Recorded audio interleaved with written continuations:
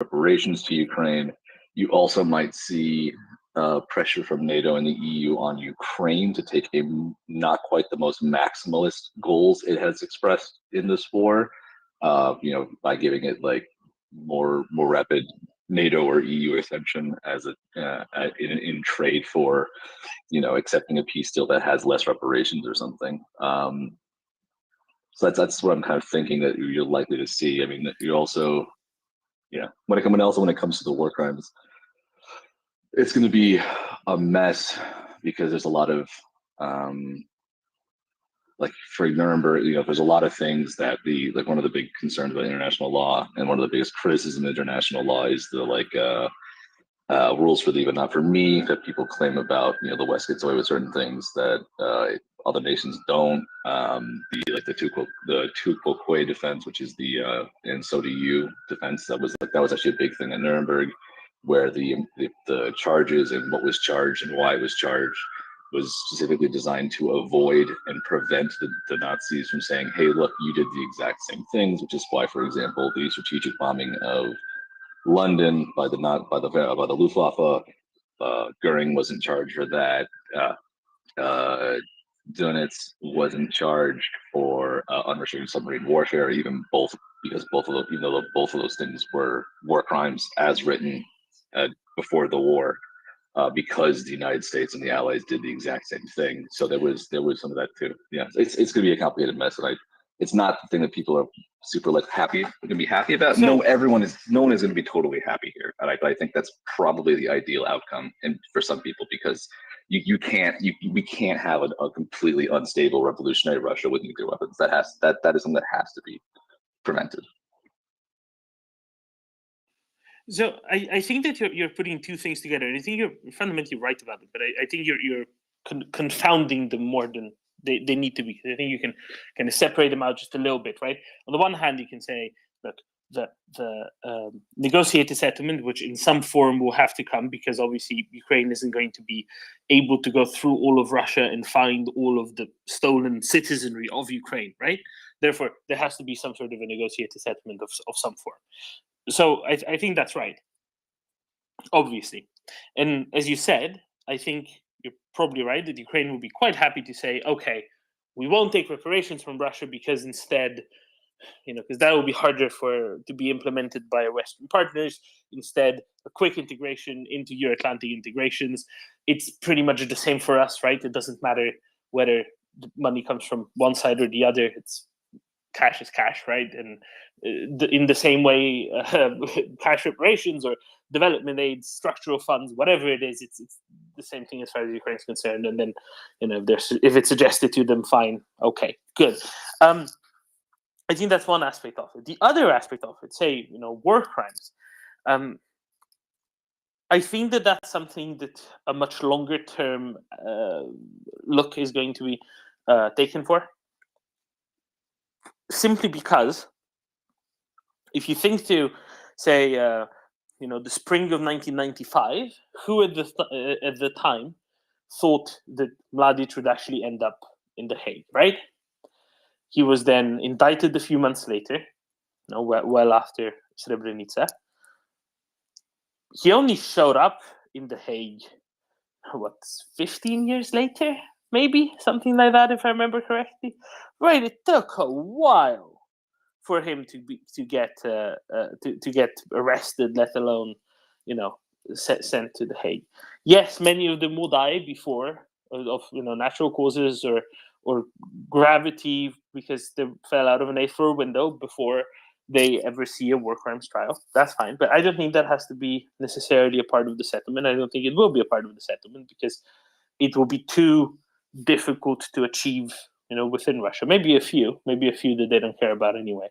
But I think that those are fundamentally kind of separate questions, if that makes sense.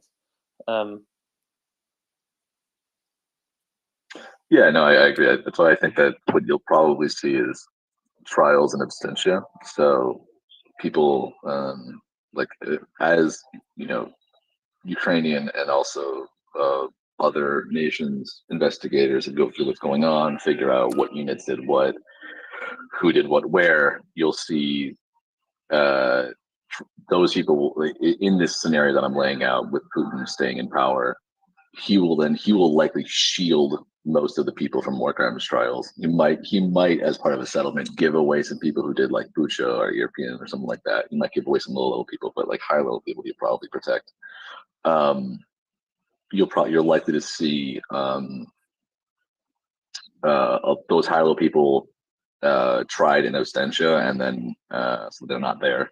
And then, like with other war criminals, that those charges will last their whole lives, and if they get caught ever outside of Russia, or or you could even get some crazy things that happen where people go in and snatch them in the middle of the night, then you'll see it. But yeah, it's going to take a long time, like you said. It's not going to be a overnight handing over of war criminals. Well, it's unlikely to be. It's possible, but I think it's unlikely.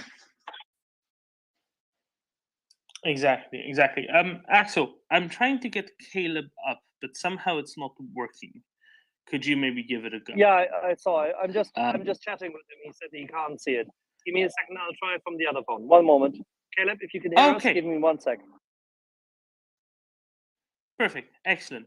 Lima, if you can be very brief, go ahead, so we don't keep you too long, and then we'll turn to Caleb, since we're talking about war crimes anyway. Yeah, thanks, Doman. So even if there would be a settlement between Ukraine and Russia, the complex of the whole situation will not naturally go away. So, for example, if you have a ceasefire, that doesn't mean the war is over. If you have a contract that the war is over, a settlement to end the war, it doesn't mean that the hate stops. So it's not that the war was there and then the hate started. It's the other way around. So there was hate and disregard from the Russians towards the Ukrainians without any good reason. And just because the war would end, it doesn't mean that this will go away.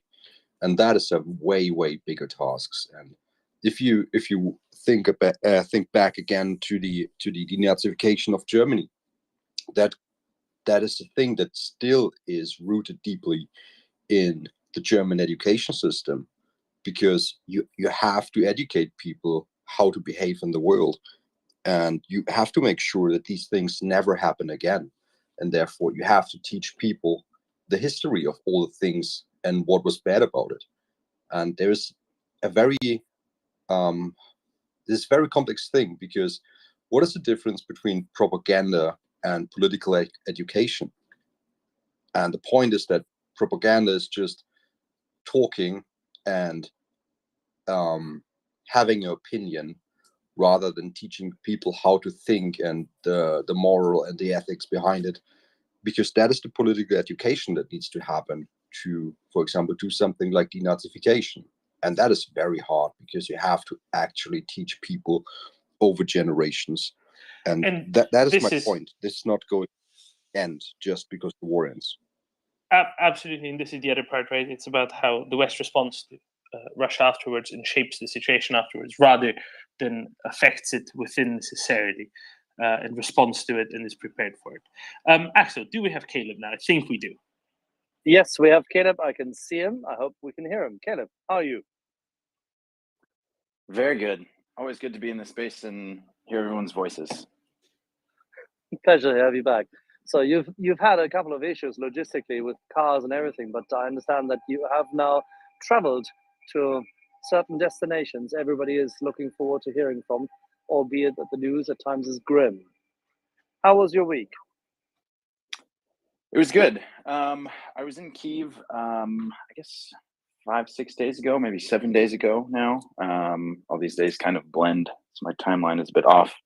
But I was with a couple of other journalist buddies of mine, and we saw it looked like Liman would probably be encircled, probably fall at some point. We thought, this is a good opportunity. This is important. Let's get on over there, to report once it's accessible to journalists. And after, like you said, some car issues and some issues with police and access and all this kind of stuff, we finally made it yesterday, and we were in Liman for the entire day yesterday.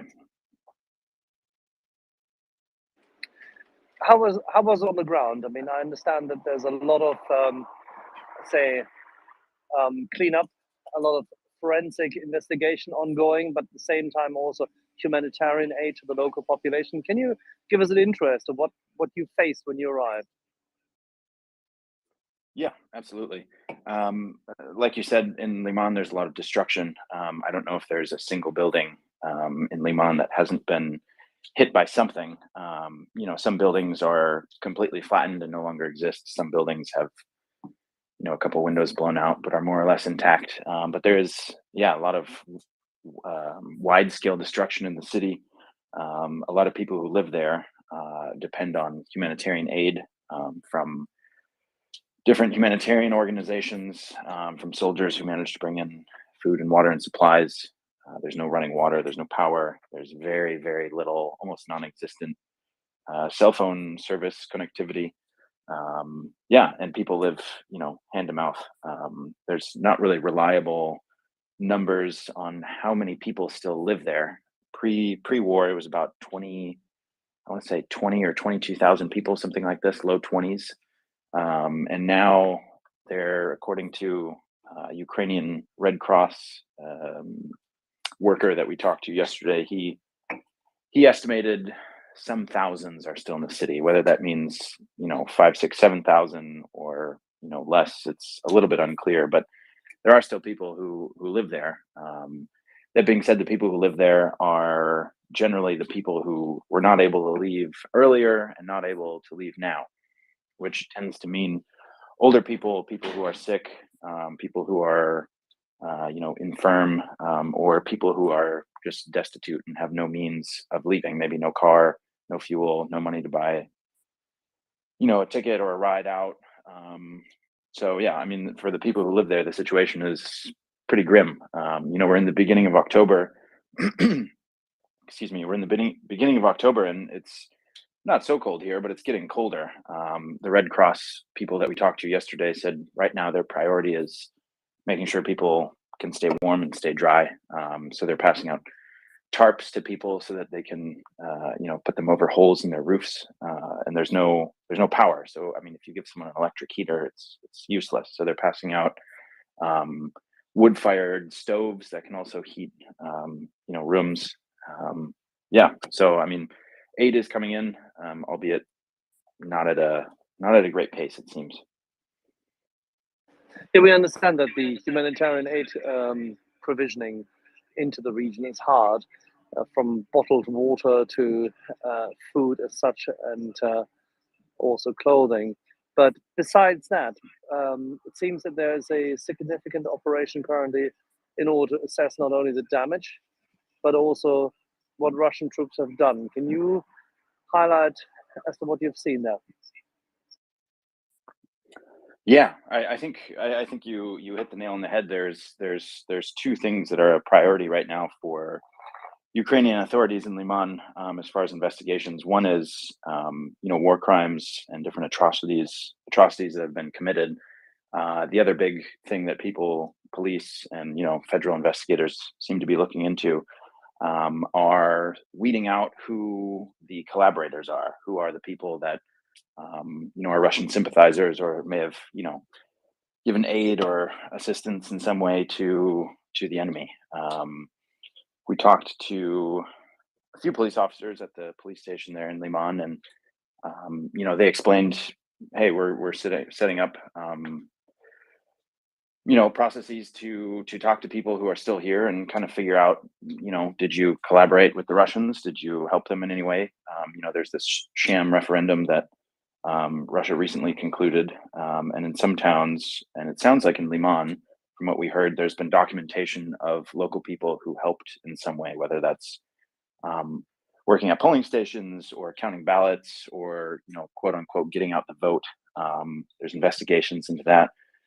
And on the kind of atrocity side, there's some pretty terrible things that happened there. It sounds like we were fortunate enough to go to a mass burial site. There's two sites actually, and a police officer there explained to us that investigators believe there are over 400 individuals buried there. Exhumations are ongoing, and it's unclear exactly how many people are there, but that was their best estimate at the middle of the afternoon yesterday. That being said, that's certainly a terrible, awful thing.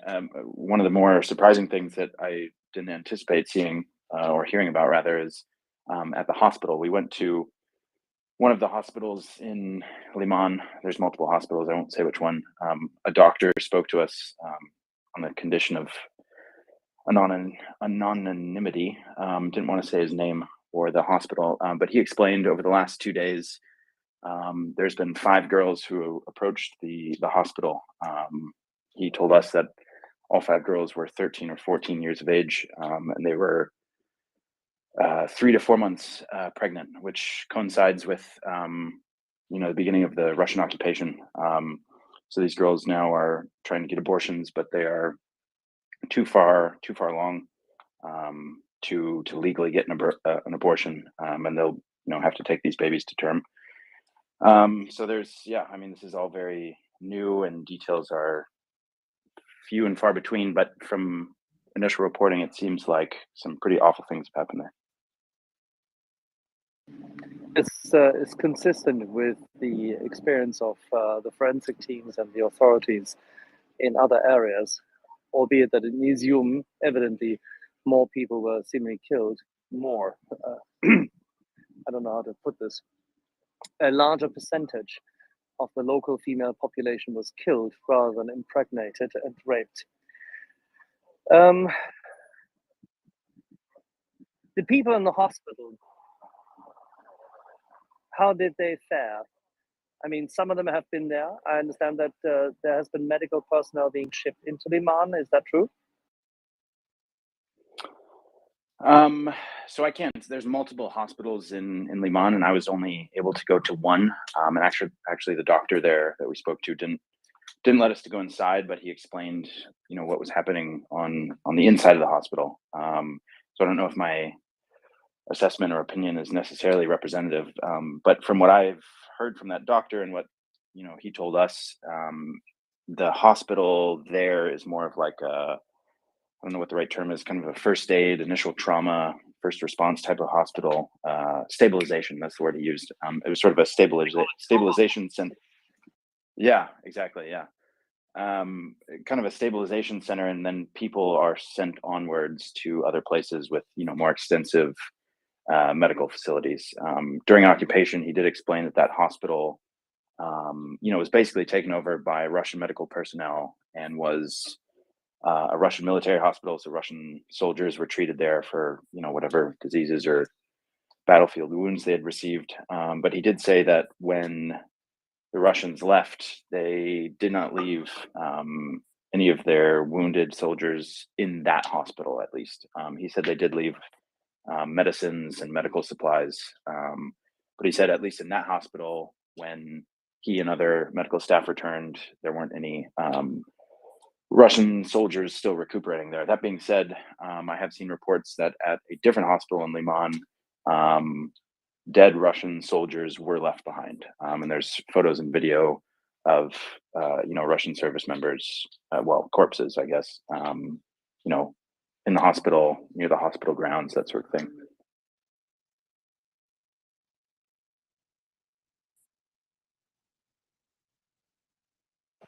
Okay, so after the hospital, where did you go next? It's a great question. Actually, that was not the first place we went. That was kind of in the end. The initial place we went was with a Ukrainian soldier we had met. Ivan, he is actually from the eastern part of Donetsk Oblast. He had been living in Liman for some time. He left in 2014 to Liman after his house had been destroyed. On the 24th of February, he decided to enlist. So when we were with him in Liman yesterday, it was the first time he had visited Liman, the city where he lives. In almost however many months it's been now since the war started, 7 or 8 or something. We went with him. He had no idea if his house was still standing. There's, very, very little to basically no internet connectivity. So we went with him to check out his house first. We went to his place, and he has this big fence around his place, this big gate, and from the outside things looked okay. But we got inside and realized that things were actually not so good. He explained to us before we walked in that a lot of his neighbors and people in the area on that street had pretty strong Russian sympathies. So he went into the house first. He was quite worried about mines or booby traps or this kind of thing, set by perhaps his neighbors, perhaps by other Russian sympathizers in anticipation of him coming. The house ended up not being booby trapped, but it was unlivable. He has his house in the front, and there's a back house and sort of a workspace, in the back, and it looked like that had been hit by artillery shells or maybe mortars of some kind, and was almost completely destroyed. His house had been looted. It was basically ransacked. Anything valuable and movable was taken. His TV was gone. All of his kitchen appliances were gone. Before the war, he had some drones that he flew kind of as a hobby. All of those were gone. There was really nothing left. The blast, it looked like, from the explosion in the back had shattered most of the windows to his main house, and kind of tore the walls up and tore parts of the ceiling down. And with the heavy rain that we've had recently, the inside of his house is completely damp. And yeah, he explained to us, if I could fix my house now and seal everything up and dry it, I could maybe live here again, but I don't have the time to do this. And the inside will get wet and moldy and it won't be livable anymore. So this is the second time, basically, the Russians have destroyed a house he lived in. First time in 2014, elsewhere in eastern Ukraine, and now whenever his house got hit sometime in the last 7-8 months, in Liman. So we were with him first, and kind of hearing his story and seeing his situation. So we understand from other sources that the large part of the population of Oman fled before the approaching Russian forces. You just confirmed that there was those who were infirm, those who couldn't leave, those who were destitute and the likes couldn't necessarily leave, but not all of them were pro-Russian. On the contrary, the atrocities committed, from what is being reported now, have been quite systematic. Is there anything further which you can say about what the police and the forces on site have currently already recognized? Are there specific patterns, things to be highlighted to our audience? It's a good question. I think things are still early stages, at least on the reporting journalistic side of things. Liman was open very briefly for a couple of days, and quickly closed. It was closed off by the police and military. It's a little bit unclear why. So information is complete and fragmentary at best. But as far as we can tell, there were collaborators. The police officer I talked to said there is some sort of list or documentation of people who kind of helped the Russian occupiers, and so they're going through that, just trying to interview people and figure out who's on whose side, so to speak. The Ivan, the soldier that we went with in the beginning to visit his house, like I said, he explained that there's a lot of sympathizers in his neighborhood. As we were there, coincidentally, this woman drove by on a bicycle, and Ivan is very staunchly and proudly and loudly pro-Ukrainian. So he pointed his finger at this lady and said very loudly, "She's a separatist." And the lady stopped and looked and started arguing with him. She insisted that she's a patriotic Ukrainian woman. She's not a separatist, not a sympathizer. They got into an argument. She bicycled off in a huff. And he later explained to us, she worked with the former mayor, who was, a very pro-Russian leader. His whereabouts, at least to us, are unknown. And I think this kind of stuff, passive and also active kind of help or sympathy for the enemy is probably something in Liman that may have happened more than a place like Izium. That being said, this is all kind of initial information, and incomplete at best. But that was my impression. I don't know if that answers your question. Please tell me if that doesn't. No, it's interesting because Liman is what essentially is the descendant of Krasny Liman. Liman is one of the focal points, which has always been important to the Russians as they are now, because it was founded in its format during the Soviet times, and it had a significantly higher level of Russification. And as a logistics point, it was important to them. It had been seen very skeptically by Ukrainian authorities for a long, long time, for many, many years. And whilst Liman, I think in all of the elections which I've seen the results of, has always voted in favor, so to say, of parties in favor of Ukraine as such, there was a significant insipid and insidious minority of people who are very willing to support what can only be decided as a Russian cause. So it's no surprise there. So Liman is very difficult. It's an exceptionally difficult place, which is why the atrocities committed and the rapes committed are no surprise at all.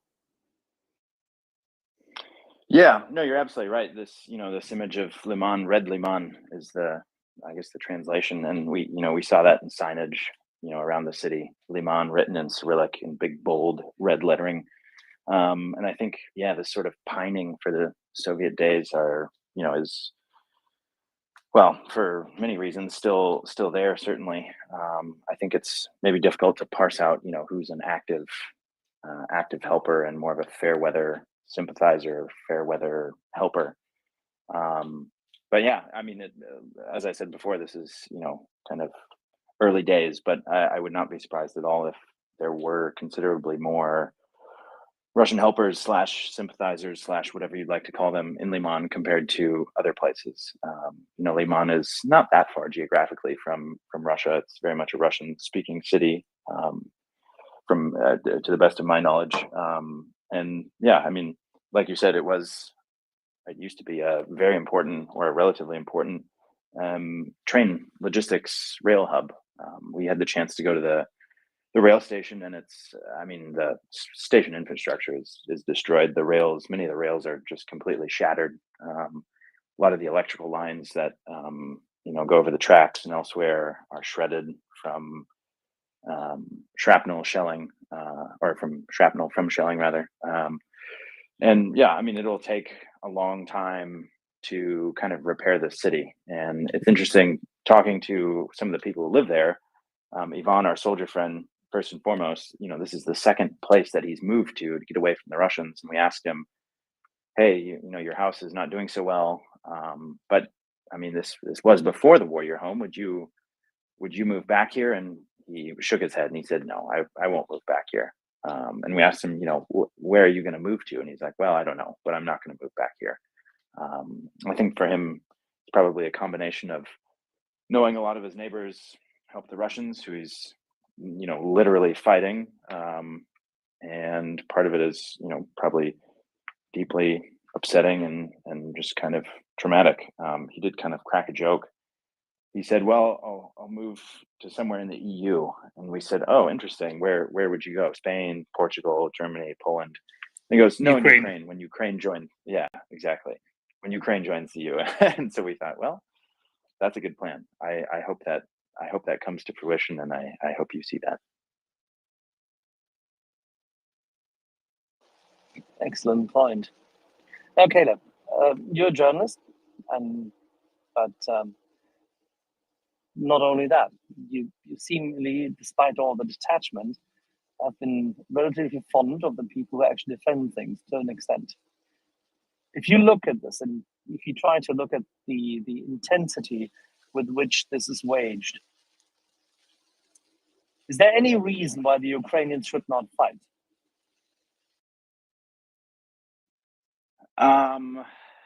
That's a good question. I don't know if I have a good answer.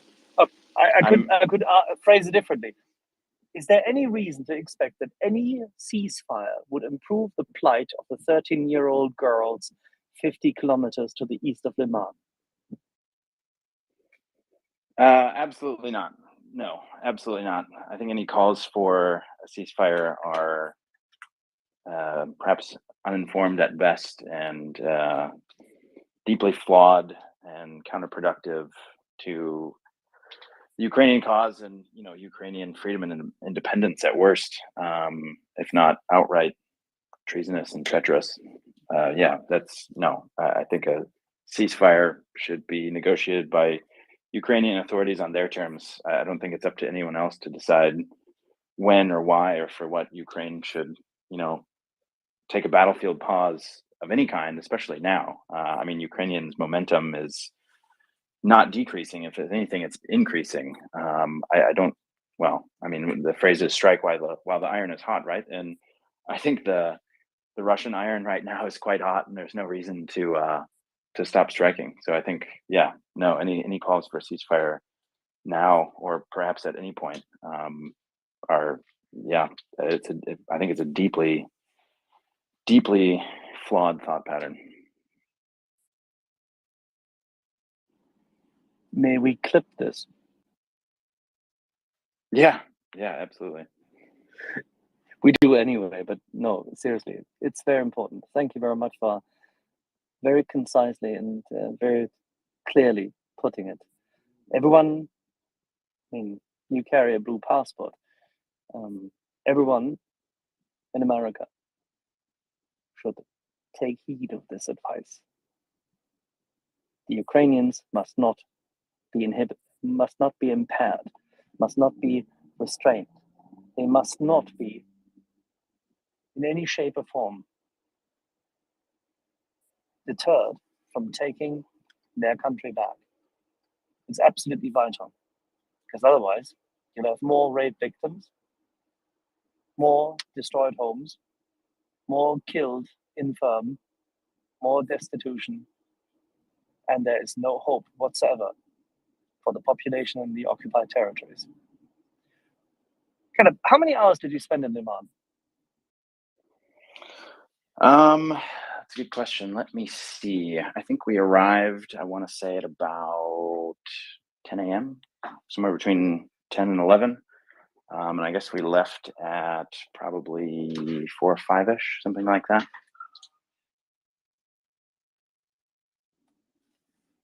In those few hours, I mean, obviously, as a journalist, you have a different view, you observe differently, you dissect things differently. What was striking about Liman as such compared to other places liberated you've seen? It's a good question. I mean, Liman is unique in many different ways. Part of it is its proximity to Russia, which is less surprising the farther east and northeast you go.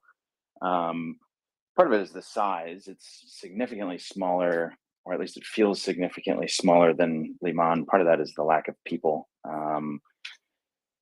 Yeah, one of the things that stuck out to me, kind of a minor detail, but interesting nonetheless, is the amount of graffiti that was everywhere.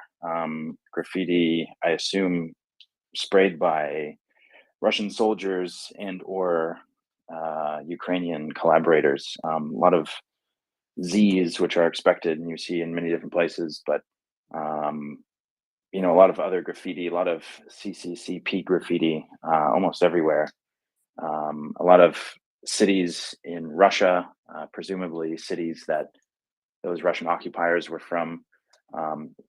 Perm, the city in Russia, we saw a lot of that graffiti in different places, especially around the train station, which we didn't see in other places necessarily as much, and I don't have good reason for that. I can give you a reason for that. Thank you for mentioning it. Liman is famous for the fact that the Tatars fought there, and they fought a mighty battle. And Perm is a city in Russia where the Tatars had been segregated to and fought against and deprived of their sovereignty, killed, and from there on, the remaining Tatar population was deported to build things for the Soviet Empire, still in the 19th century. And the forces in Perm, stationed there today, pride themselves as those who eradicated the menace of the Tatars. Liman, for the Soviet Empire, for the CCCP, for the Russians, is like Alesia. They believe they are the Romans, and they're beating the Gallics at Alesia. Got it. Yeah, That's no, why it's the unit. That's why the unit from Perm was sent there. Axel, if you could send me a reading list after this space, that would be greatly appreciated. With pleasure.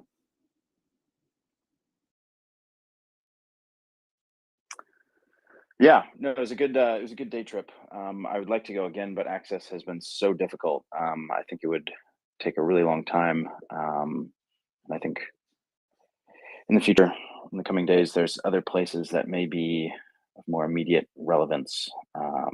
But yeah, it was a wonderful day trip. Our host / guide / military escort was a very wonderful, salt of the earth person, and yeah, it was great to be there. That is the strange thing, that when you arrive in a liberated place, the atmosphere is completely changed. Did you hear still gunfire surrounding, or was the place already completely cleaned up? Gunfire, I'm trying to think. Gunfire we did not hear.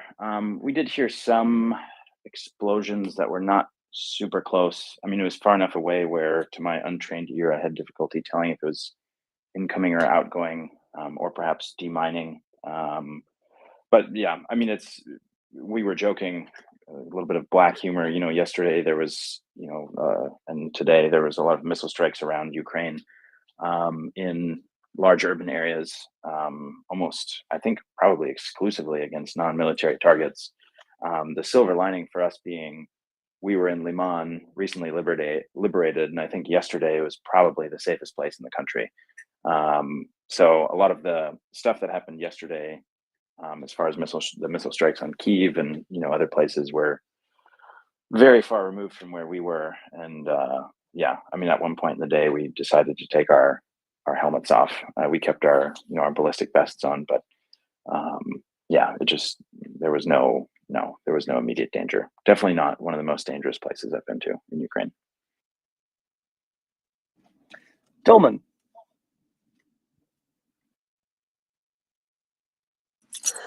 Caleb,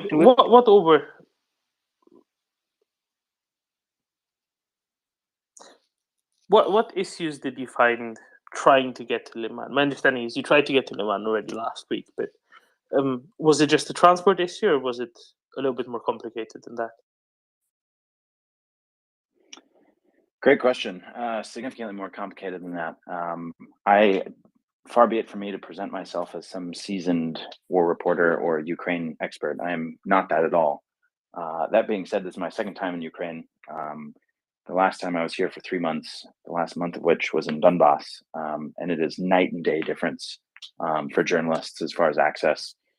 Last time in Donbass, from about May to June, you kind of could drive almost anywhere you wanted. There's checkpoints and block posts. You kind of explain, hey, I'm a journalist, here's my accreditation. People look at you like you're an idiot, but they say, if you want to be an idiot, you go and drive, towards the sounds of chaos. Here, it's much different now this time. There's the same amount of checkpoints, the same amount of block posts, but you're just told no at almost every single place. So for, I don't know how many days, 4, 5, 6 days, we were driving around trying to go to Liman, and we would get turned around again and again and again. There's a highway, that M03 highway, that goes from Izium to Slovyansk, and you can turn north from Slovyansk to Liman, and it's a very short ride. And we were forced to go on these long detours through pretty terrible roads. Had some car trouble. Had a couple things sort of fall apart. Had a flat tire once. Well, blew out a tire actually. And interestingly, in any other case, I would be thinking to myself, "Oh my gosh, my trip is over. This is not going to work." And in both cases where we had car trouble, within about an hour, we had the problem fixed. For this issue we had with some parts falling apart, the guy said, "Hey, give me $5 US. It's fine." you're journalists. I don't want to take advantage of you. For the blown out tire, this mechanic gave us a new tire, and he said, please don't give me any money. In fact, I won't take any money from you. Don't give me any money. You're journalists. You're doing something very important here. So the car issue was actually the least of our problems. The bigger issue was access. There's clearly just not coordination happening between the military and the police and the Ukrainian military press administration. Just a lot of contradictory information. There was supposedly a list of names that you had to be on to get to Liman, but then the police said there's a list of names to use this highway to get to Liman. It was just a big mess. There was just an incredible lack of coordination, which ended up resulting in not good access, which we ended up essentially going through the back door to Liman with our military guy. We kind of drove with him, and I think the assumption at blog posts were, you're with a couple military guys, you must be military as well.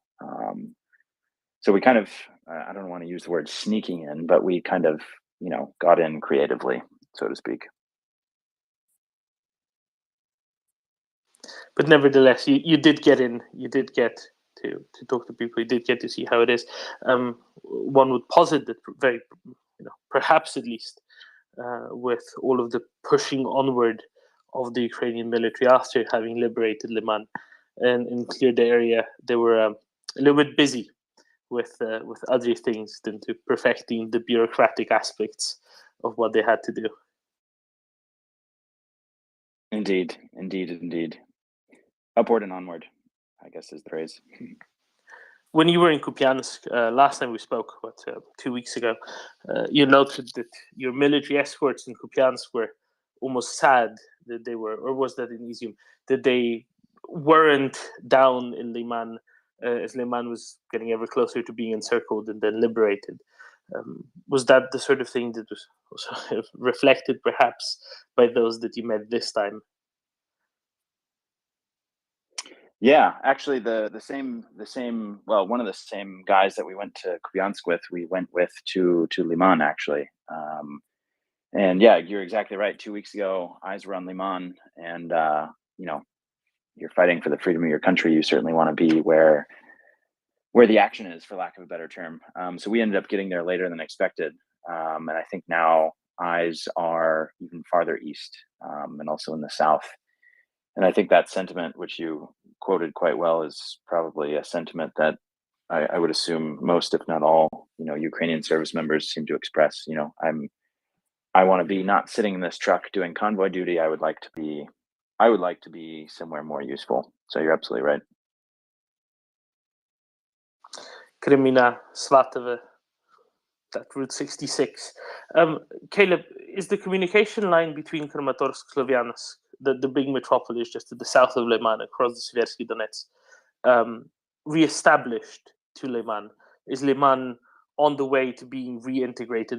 When Balaklia and then Izium were freed, soon after we saw videos from Alexander Commission, the head of Ukrzaliznytsia.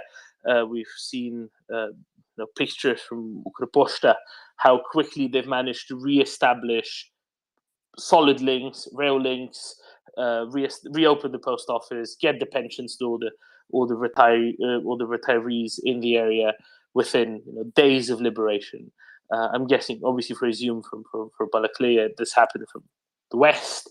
Here, one would presume from the south, because that's the easiest path of approach. Is this being sorted out? You were obviously there about a week after liberation, right? So was there enough time in that period to sort everything out, to get territory not just liberated, but back on track, so that at least it's visible that it's going in the right direction and being reintegrated fully into Ukrainian society? Yeah, it's an excellent question. I think there's, as far as helping the city to recover and get back on track, there's multiple things that need to happen. Currently, there's no running water, there's no electricity, there is no cell phone service, there is no rail service.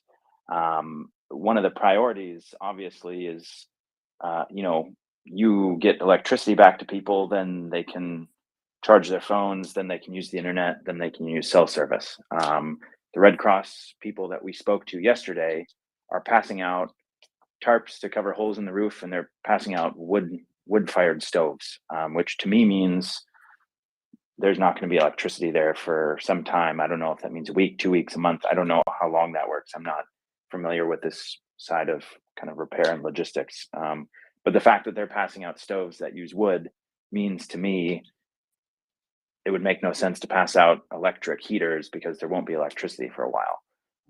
The train station is, it's not flattened, but it is utterly destroyed. I was there, I walked along sections of the track, and rails are literally shattered from direct hits from different munitions. The electrical wiring running above the track will need to be fixed, and is broken in hundreds, if not thousands of places. I think train service, there's a guy on Twitter, Alexander Kemishin. I believe he's like the CEO director of Ukrainian. yeah. Exactly. Seems A like friend I've of never the met him. space. Friend of the space. Oh, wonderful. That's great. He seems to be doing wonderful things for Ukrainian railways. That being said, the task in Liman is momentous. It would take a Herculean effort, I think, to get rail service back in anytime soon. But I suppose if anyone could do it, it would be him.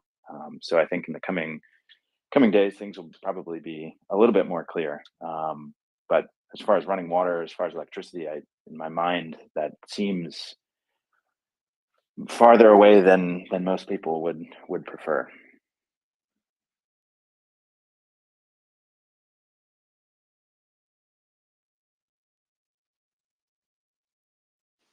Is there a solid connection across the Svirsky Donetsk from Kramatorsk, Sloviansk to Liman? I'm sorry, you broke up just a little bit. Could you repeat that question, please?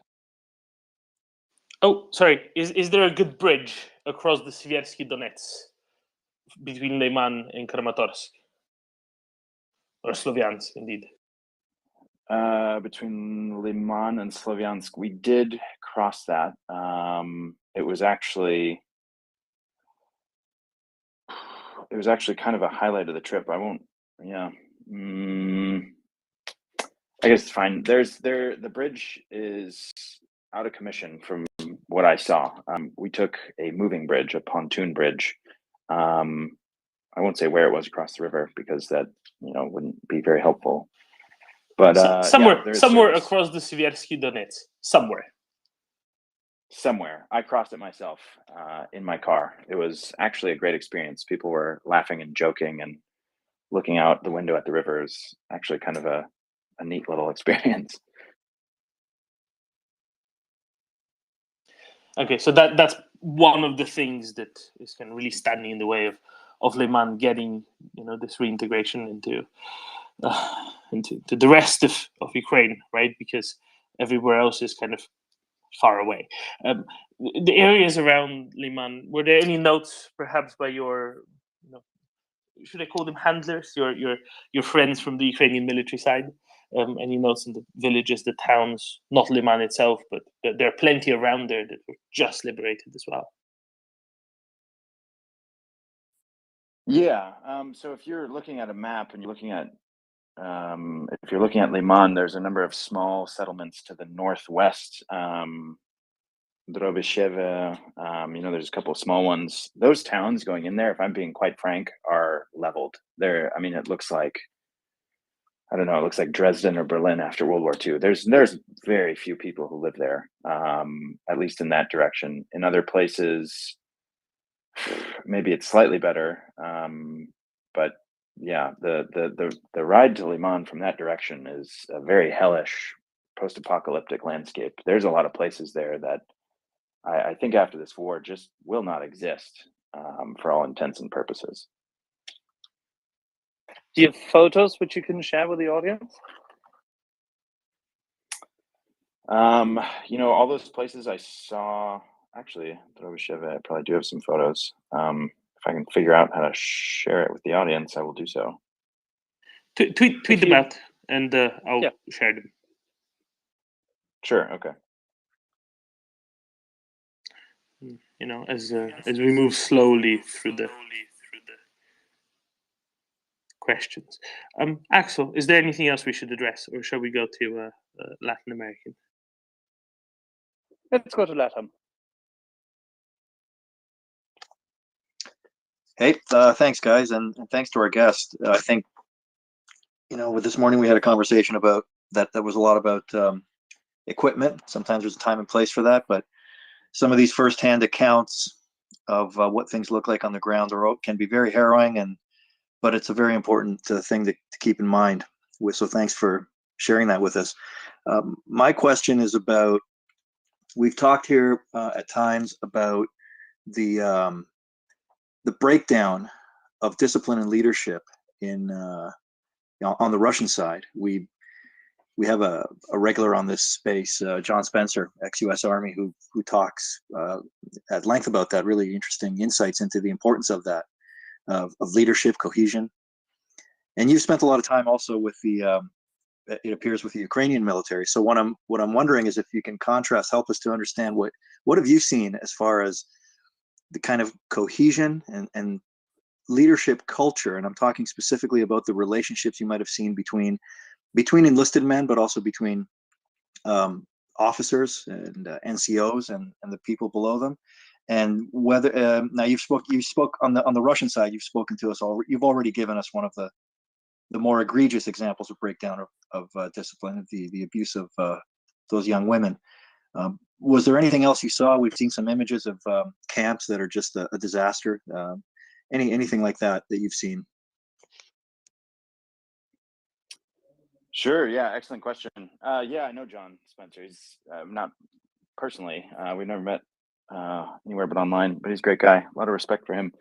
A lot of this, I guess, is anecdotal and not necessarily firsthand, but it's amazing when you go to a abandoned Russian fighting position, whether that's a house that they've moved into and basically raided and stolen, looted, and now are living there, versus a abandoned farmhouse that the Ukrainian military has lived in. And of course, this is not representative. This is only the things that I have seen, so take that with a big grain of salt. But I have not seen a single Russian trench / fighting position / area where Russian soldiers that has been clean or organized. It's usually been a mess of broken alcohol bottles and refuse and excrement, and it's just slovenly and disgusting. And all of the, without exception, Ukrainian positions that I've gone to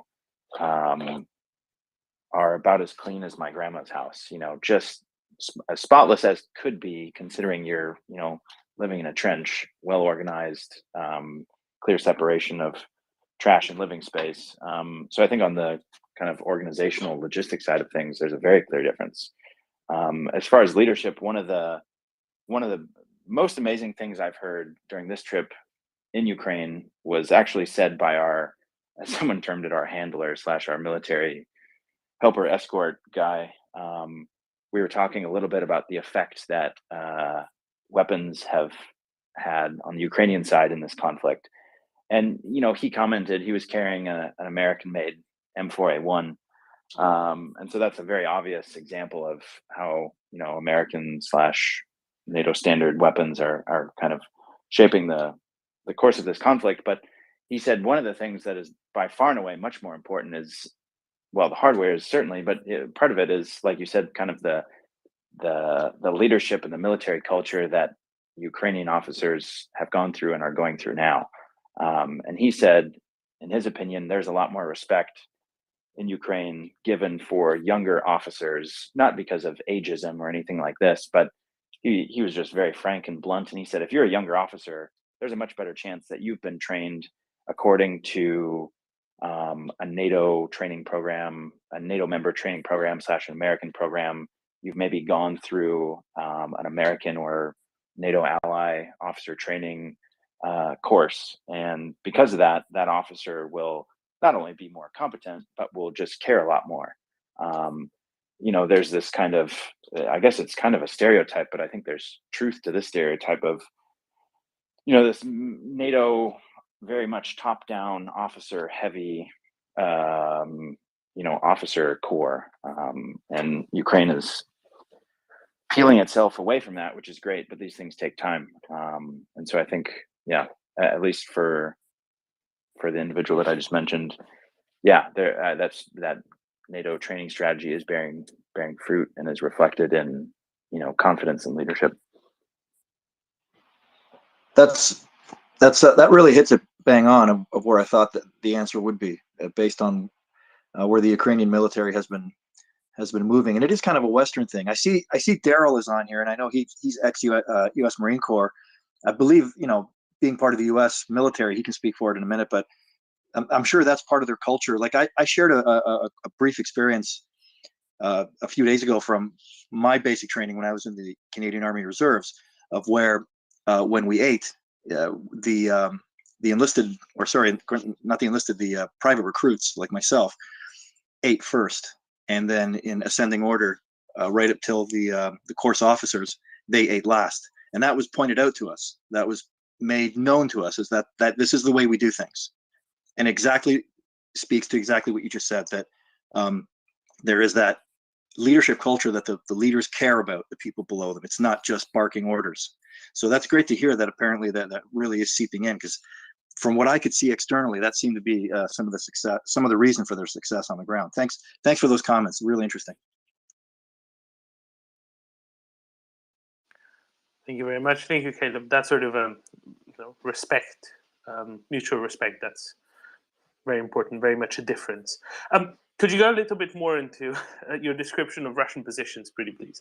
You said that they were in an abysmal state, largely, and everything mixed up. There's definitely no confusion at all that these are very long-term, poorly administered positions, right? Not just for a few days while fighting was going on, but for weeks, maybe months. Yeah, and again, I'm happy to comment, I think, with the caveat that my first-person viewpoint is perhaps not representative of all of all the situations in this second largest country in Europe, and should be taken with a grain of salt. But that being said, I mean, it depends a little bit as well where you are, right?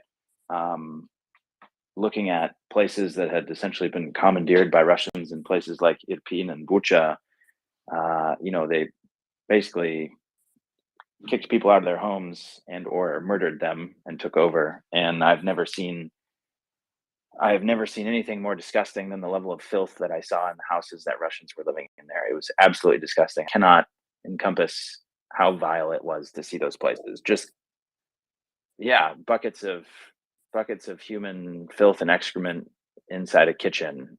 Just no clear separation between places where you clean things and places where you don't. I mean, it was absolutely slovenly and disgusting.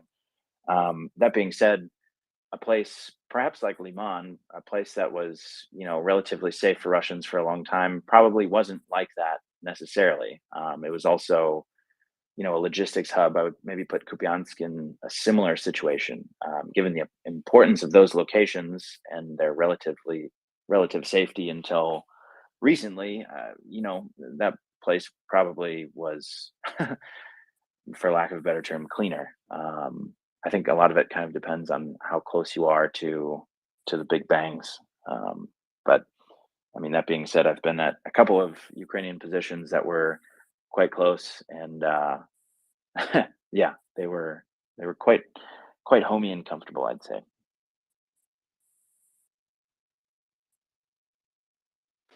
Thank you, Caleb. I'd love to bring our friend Daryl in here.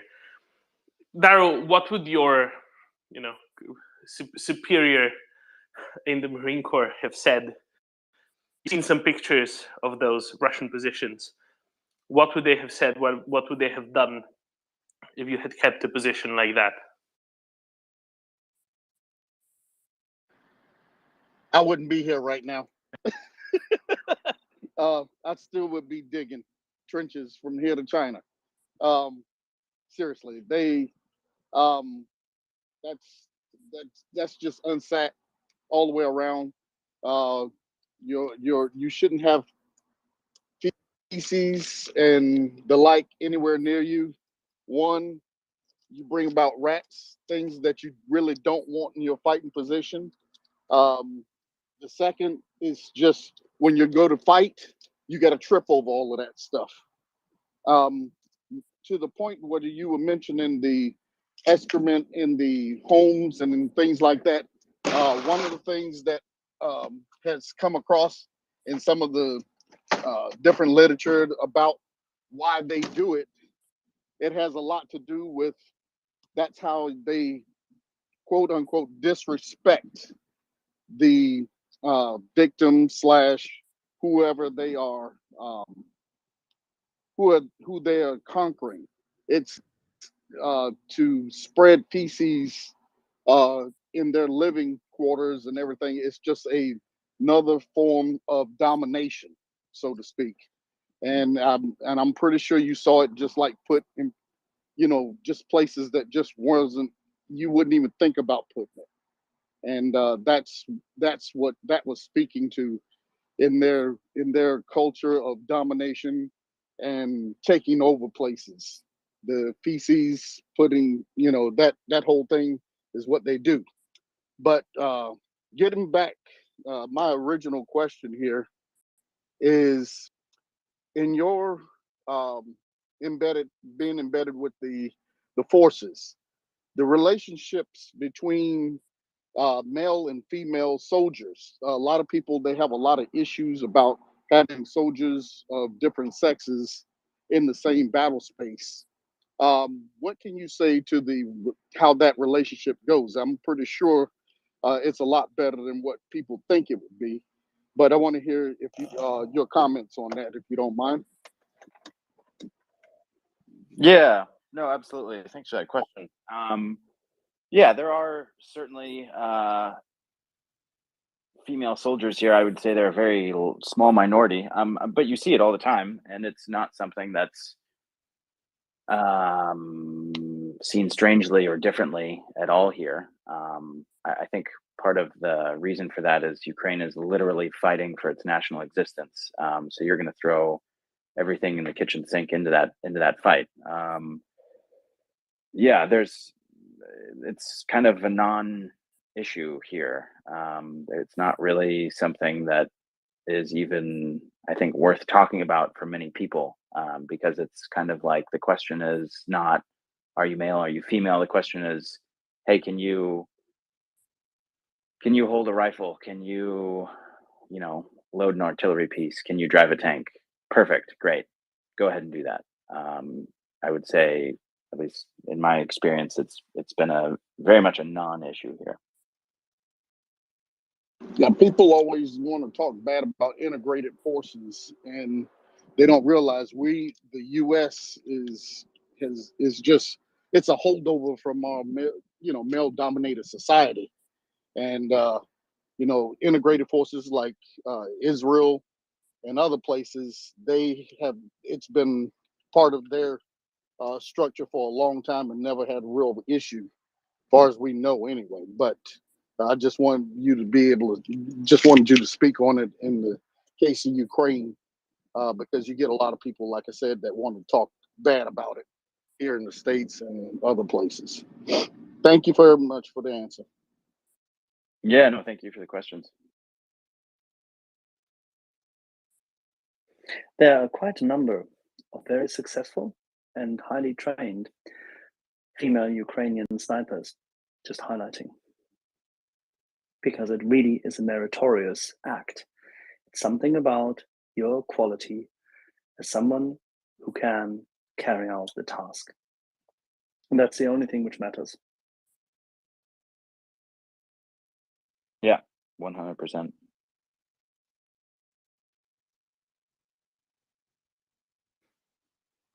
Caleb, talking Gentlemen. to Ukrainian, yes. All right. Caleb, talking to Ukrainian, we're tripping all over each other. Yes, I understand how this goes. It's, hold the door, no, let me. Third time lucky. Caleb, when you were based in Kramatorsk, Sloviansk back in sort of June time, right? A time when Ukraine was fighting almost shall we call it an attritional fight in Severodonetsk, perhaps, or a delaying action in Severodonetsk. With heavy casualties, especially heavy casualties for Russia, of course. But Ukraine suffering those heavy artillery barrages. And yes, the Russian onslaught, the Russian progress has been severely slowed down in the east of Ukraine at the time. But far from reversed in the east of Ukraine. Of course, this is after Russia's already retreated from the areas north of Kiev, Rachaniv, Sumy, much of Kharkiv.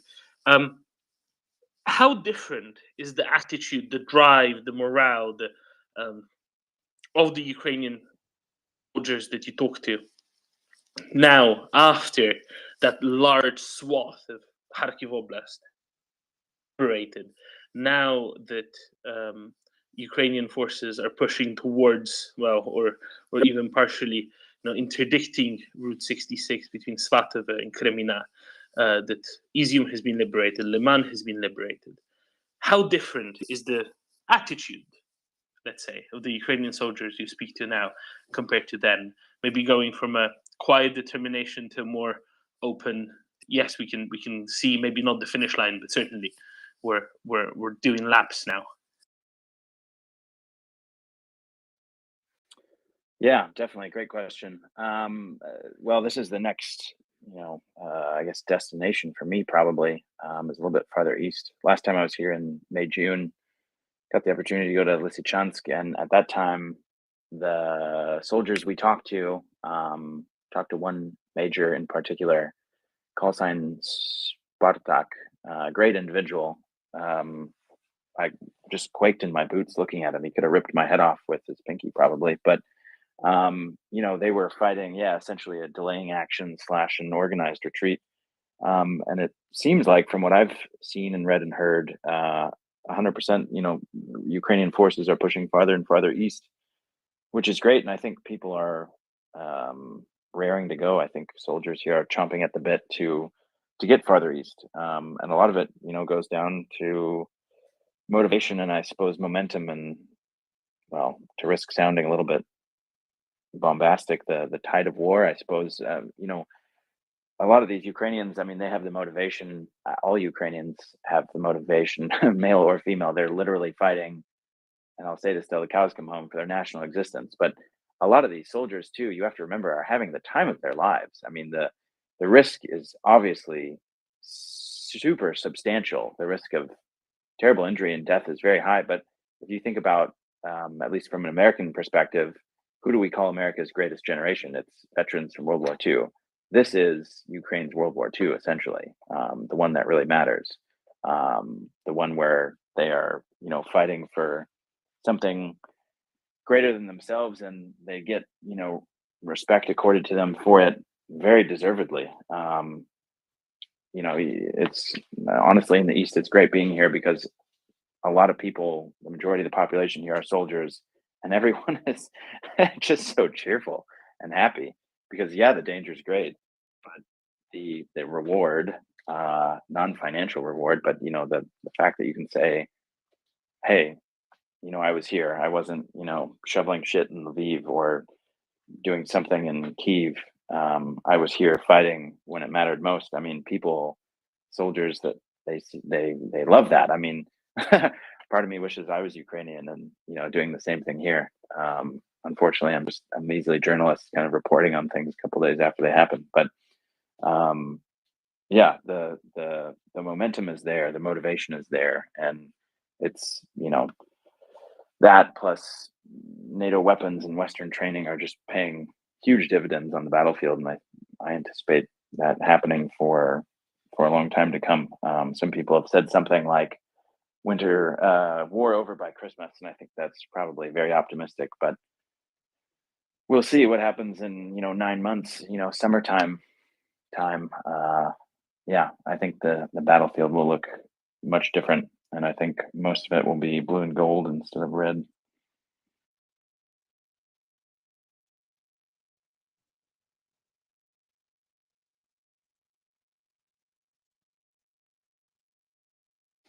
How much of a difference are Western weapon systems making?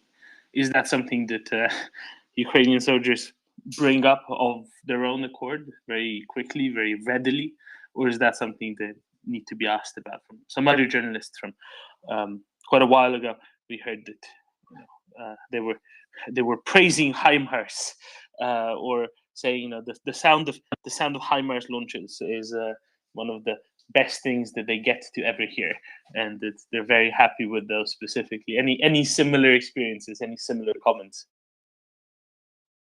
Oh yeah, absolutely. Yeah, HIMARS especially is a big one. Just a couple of days ago, I was driving from Kramatorsk to Slavyansk, and a lot of these military vehicles, I don't know how this works exactly in Ukraine, but they can get their own sort of vanity plates. And so the guy, he's in this old Lada sedan, and his license plate says HIMARS on it. It was great. And you hear that all the time from different individuals. There's a lot of Foreign Legion in different parts of Ukraine. There's a lot of Americans, Canadians, Australians, Germans, et cetera, but it is pleasantly refreshing as a reporter in a foreign country who's American, and people don't immediately turn sour when you say you're American. People instead kind of want to shake your hand, and so it's it's nice. I know a speaker.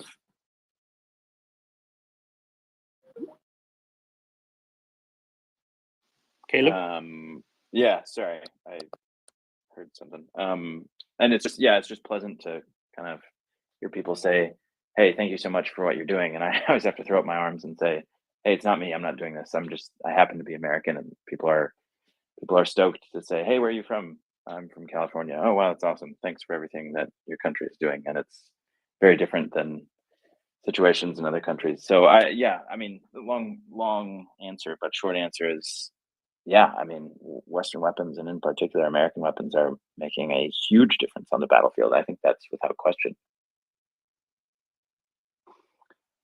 Caleb, you had highlighted this once before, that at one point in time, the experience was also by others reported that when a traveling French-Canadian journalist, but of predominantly French origin, was traveling, he had to switch very quickly to his Canadian identity in order not to be perceived as French.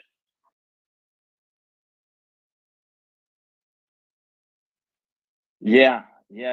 I mean, that kind of happens to me too. I mean, obviously I'm American, but I live in Berlin, Germany. And so people often say, "Where are you from?" And my response is, well, I live in Berlin, I live in Germany. And given Germany's track record in this conflict, a decidedly abysmal one, I always throw in the caveat, but I'm American, because people will give you the stink eye if you're German. There's a compelling argument, I think, to a lot of people to be pacifist if you are far removed from the dangers of war, and peace at all costs above Ukrainian victory means the end of the Ukrainian state. So there's 100%. I would imagine that for my French colleagues, they probably run into similar issues. Yeah, I heard the same thing also from German soldiers, ex-German soldiers, who are currently serving in Ukraine, and serving because they've been in Helmand province before, and they're bringing their expertise, and they've even sacrificed, some of them, their own citizenship in order to be able to do so.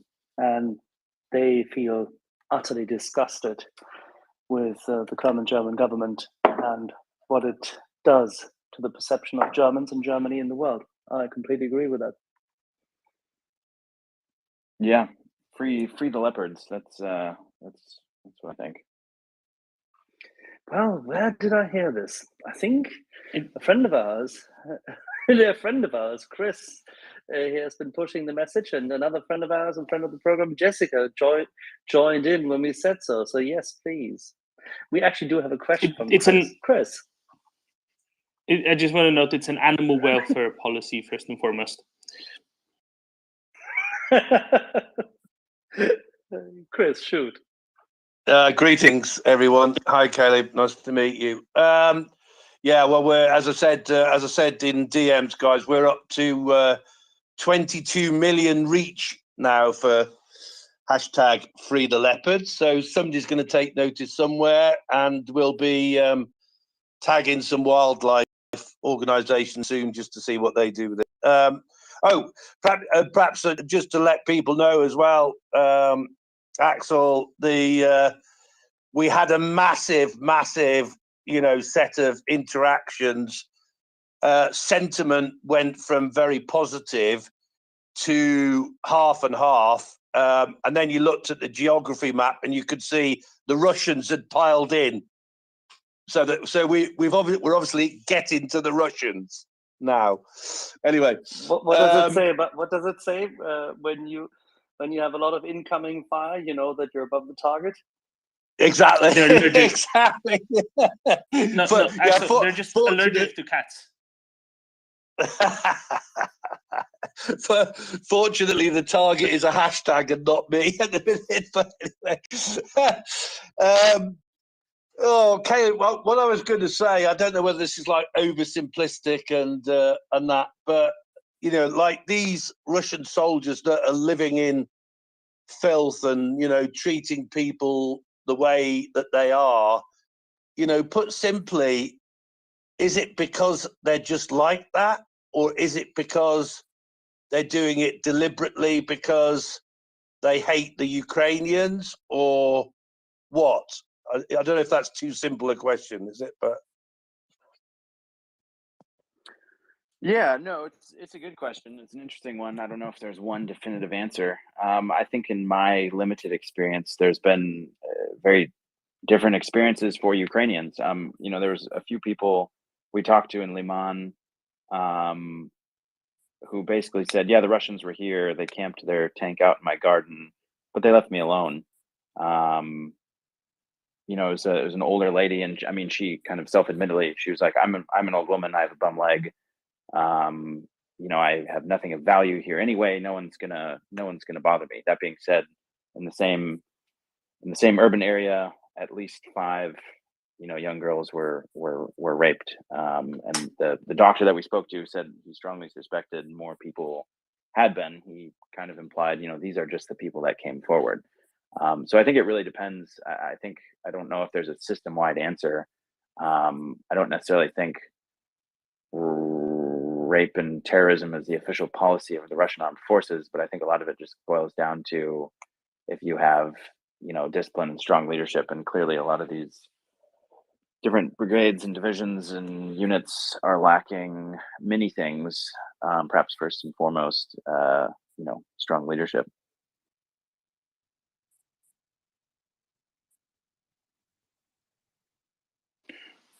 All right, thank you very much, Caleb.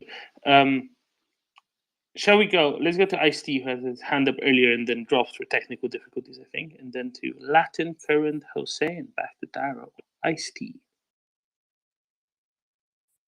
Hiya, how are you again? It's nice to speak to you. I've not been on all day today, so yeah, I just have a few quick questions. Obviously, it's been very, yeah. As long as you have stuff for Caleb, who's a journalist who was just in Liman yesterday, then go ahead. If it's something else, leave it for after we've done talking to Caleb, if that's right.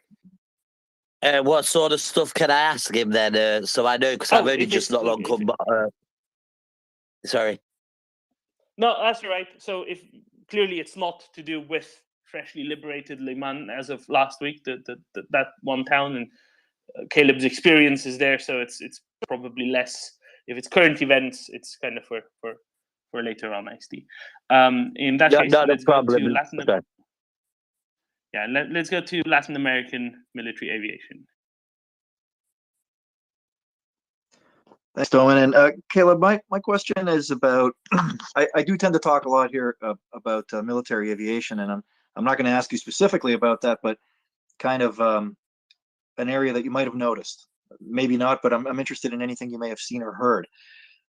We've seen the videos and images of those of us who follow the air war. We've seen the Ukrainian Air Force working very hard at low level in very, very close support of the army.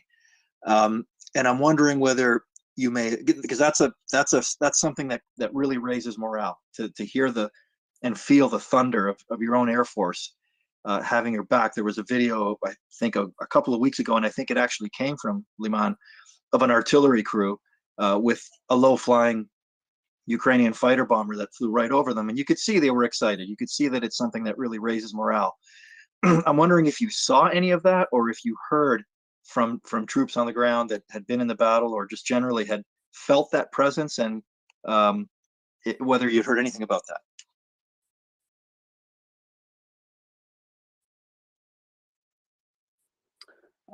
About that specific event, I have not heard anything. That sounds like a great video. Well, I mean, sorry, correction, Caleb. I meant just generally the presence of the Ukrainian Air Force. Just generally, the videos indicate, they're always a snapshot, but they do indicate that there's an ongoing campaign of being very down, close to the ground, in support of the army. And just wondering if you had heard or seen any of that. Gotcha. There's been a few instances where I've seen low-level Ukrainian aircraft flying. Never a helicopter, actually. Oddly enough, I think I believe it was a Su-27 last time I was here. A couple of them, and that I don't think I have great insight into that, just by nature of me having not personally seen that. You hear it sometimes, especially recently. It's been pretty foggy and drizzly and rainy, a lot of cloud cover, and there's been several times where we can hear jet engines above us somewhere. Certainly heard it in Mykolaiv last time, but I don't know if I'm in a position to give you a super good answer for that question, unfortunately.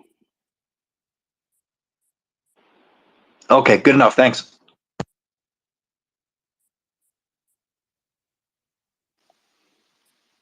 Thank you for that. Let's go to Daryl. Okay, Caleb, this one is on the prisoners that you got. Have you been around the prisoners much? Not much, not at all. Prisoners are very rapidly taken to places where I am not at. So maybe another question I'm not well placed to answer. Okay, well, then that kind of it kind of settles the theme that how I was gonna frame my question. So, all right, thanks a bunch then. Yeah, no worries. Balanced. Hey, Doman, Axel, Caleb, thank you so much for joining us and being willing to take questions. It's really appreciated. I may have missed the answer on this, so if I did, please advise me of such, and I'll just listen to the recording. And then I have a follow-up question regarding rail infrastructure.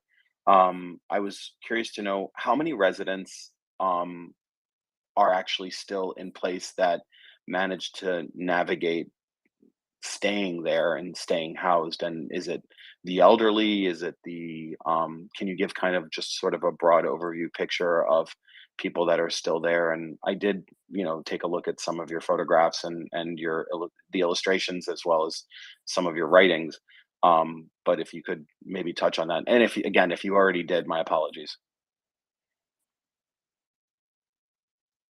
No, all good.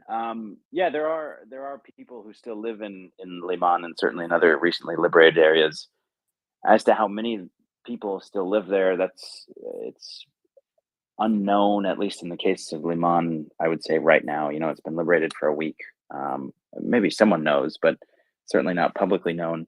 The Red Cross people that I talked to yesterday said there are, quote, some thousands, end quote, still in the city. Remember, Liman was about 22,000, I believe, 22,000, low 20s, thousands pre-invasion, pre-occupation. There are people who still live there. There's not a lot of people who live there. I think most people fled probably prior to occupation, and certainly afterwards, once they were able to leave. Yeah, it's a little bit unclear, and a lot of these people, like I said earlier, just really depend on humanitarian assistance.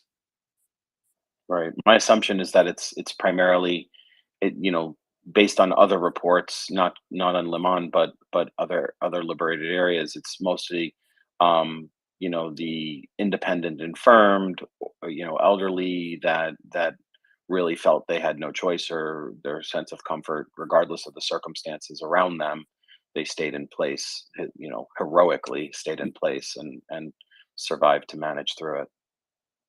Yeah, well, I would also add, and I forgot to add this in my initial response to your question, is the people who are there now are by and large people who are kind of on the fringes of maybe not society, but of health. There's a lot of old people. The Red Cross folks that I talked to yesterday said that a lot of the illnesses that are treating are things like diabetes, high blood pressure, cardiac problems, things that are caused partly by age, but also by malnutrition, by stress, by lack of contact with family members, uncertainty about the future, that sort of thing. So I mean, the people that are still there, not exclusively, but by and large, are people that are not well positioned to ride out a cold winter, especially considering the abysmal state of most people's houses. Right. Thank you for that. It's just horrible. But I appreciate you adding some clarity to the picture of who is staying there. Really briefly, and then I'll go. Obviously, I'll jump down and allow another to speak. Question with regards to rail infrastructure. Limon was a hub of transportation for that, a regional hub for that transportation with regards to rail. When you visited the rail yard, did you happen to notice if it was just so damaged that there's no likelihood of reconstituting it in any way, or did it seem that there was going to be potentially an effort for it? And considering OPSEC, obviously, so we always consider that when discussing these things, but did it look like there was just so much damage that it's going to take an exorbitant amount of time to provide it back in operation, thereby some semblance of an economic light at the end of the tunnel, pardon the pun, for that area? Sure. Yeah. I mean, the train station is it is heavily damaged. I mean, as far as the buildings and the physical infrastructure, there's I can't give a percentage, but I mean, there's a lot of buildings that will be condemned and torn down rather than repaired and rebuilt. Maybe they'll be rebuilt afterwards, but there's extensive, building infrastructure damage that needs to be assessed. There's a lot of rail damage that needs to be fixed. There's, literally sections of rail where the rail is split and shattered into many pieces because it's absorbed, a hit from something. A lot of the electrical cabling above the rail lines there is shredded in many places. I think, this is very long prospects, and I'm by no means an expert in this, but I think the issue to getting Liman back on its feet from an economic sense is partly the rail line, the rail traffic, the rail station. But I'm hesitant to say Liman will recover fully just because there will be less people there. I think perhaps its importance as a hub may decrease just because there's not that many people who are going to live there anymore. Maybe there'll be a lot more rail traffic going through post-war, post-reconstruction after Ukraine's assured victory. But, I don't know. That's a tough one to answer. To me, the obstacle is not so much repairing the line as it is repairing the city. And as we've seen before, what's his name? Alexander Kamyshin. If anyone can do it, he can. But I think the bigger issue is, getting people to move back. I think a lot of people can't, won't, don't want to. That to me is probably a bigger issue. Got it. Thank you so much. I appreciate it. Caleb, you clearly take the time and the effort to give a clearer picture of what you're actually seeing, not just in your writing, but also your photographs. I'll encourage you to continue that. You've done a phenomenal job, and we very much appreciate the insights that you're providing. So I'll step down to allow for another speaker. Thanks, Doman. Thank you, Axel. You're welcome. Let's go to Craig. Thanks, Axel. Thanks, Doman. Thanks, Caleb, for being here. I was just wondering, Caleb, if you could do any, I might have missed this. I missed the beginning part of the conversation. I apologize. Could just do a description or overview or understanding of your of the investigation of war crimes in Oman and other areas, or that you've been to.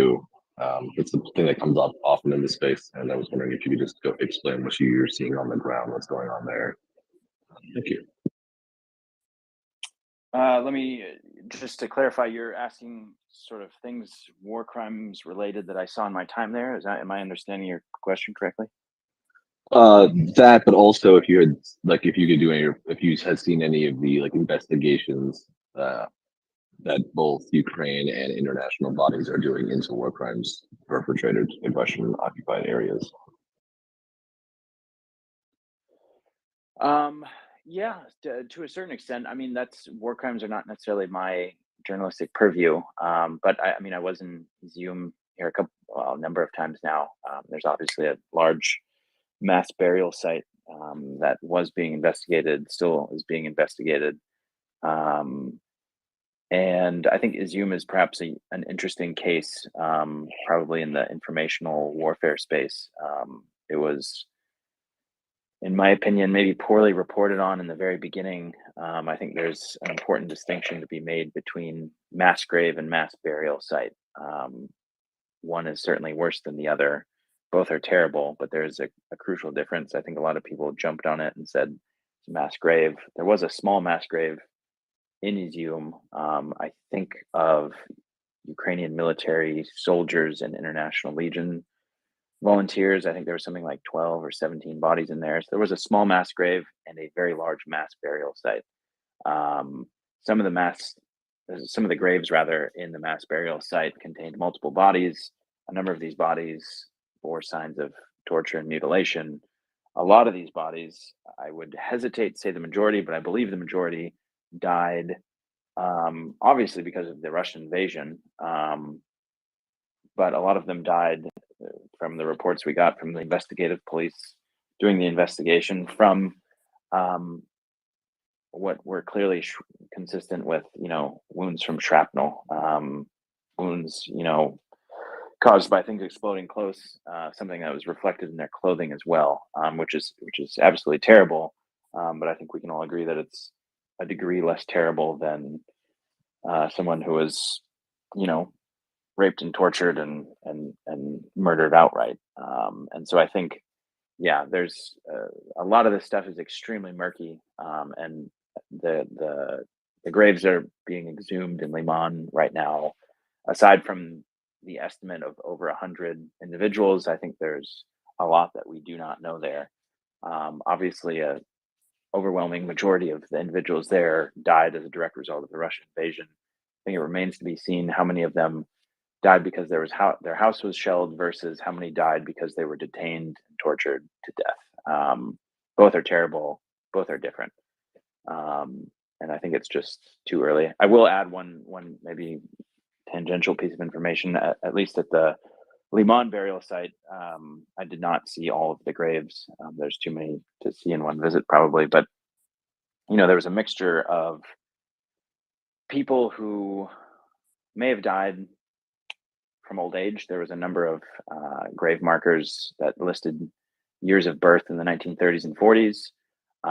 There was a lot from the 1980s and the 2010s.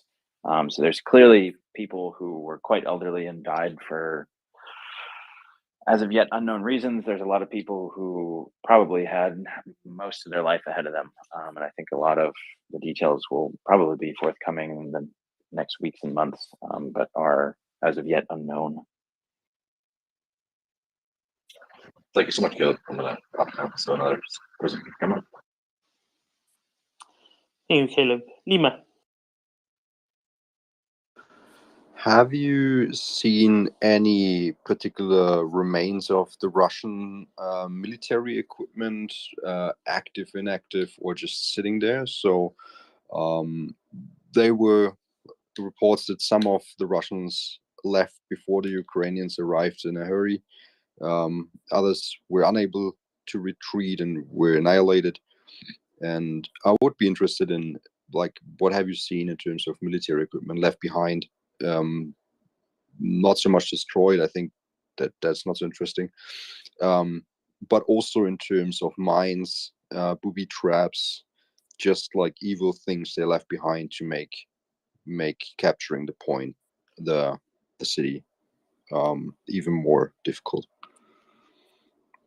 Yeah, good question. I mean, I think equipment that is more or less intact or very much intact is immediately snapped up and pressed into service. On the Ukrainian side, I read somewhere recently that something like half of this. Don't quote me on this, but I believe half the armored vehicles, or maybe half the tanks that the Ukrainian armed forces operate, are captured from Russia, which is incredible. I mean, there is truth to the statement that Russia is one of the most significant military supporters of Ukraine. It's quite incredible. That being said, the stuff that is operable is immediately snapped up and taken elsewhere. One of the questions that I have, and I think this is kind of an enduring mystery of this war, is when the counteroffensive started, and even now, there's a lot of equipment that's being snapped up by Ukrainian forces, whether it's artillery pieces, whether it's armored vehicles or tanks. A lot of it is intact. A lot of it probably needs some work to become operable again. And it would be interesting, I think, to know not necessarily where this happens, but how this happens. Ukraine pre-war had a very large tank manufacturing plant in Kharkiv, and this plant, I have a couple of friends who have family members who work there, and they were quite frank and said this plant has been hit a number of times. It's inoperable. It doesn't work anymore.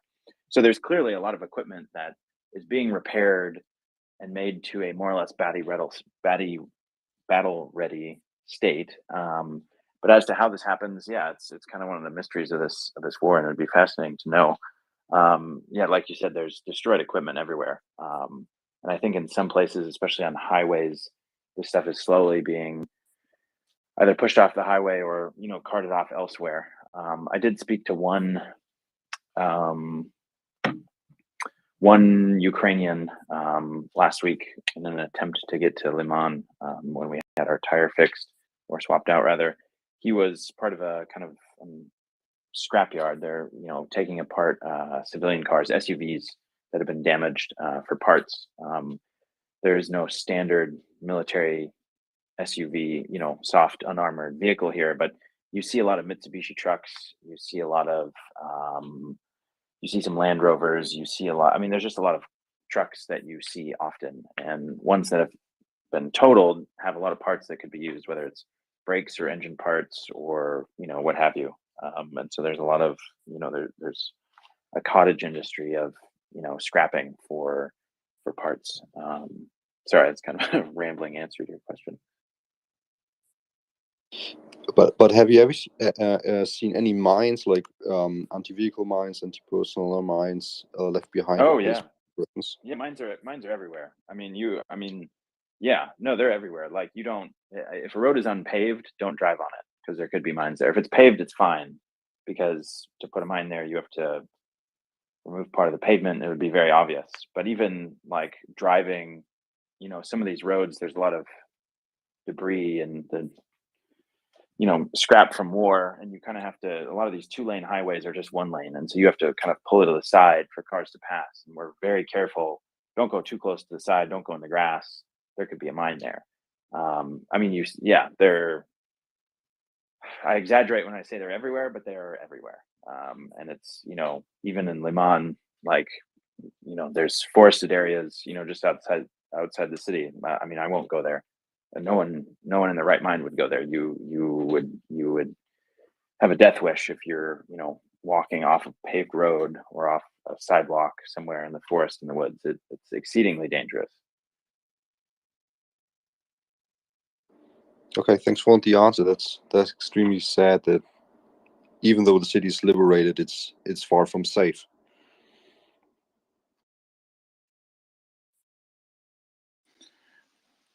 Caleb, were there any, I don't know, let's say suggestions on what timelines will be to restore, which types of services to Liman, or any plans of, in 2 weeks this will be up, in 4 weeks' time this will be up, etc.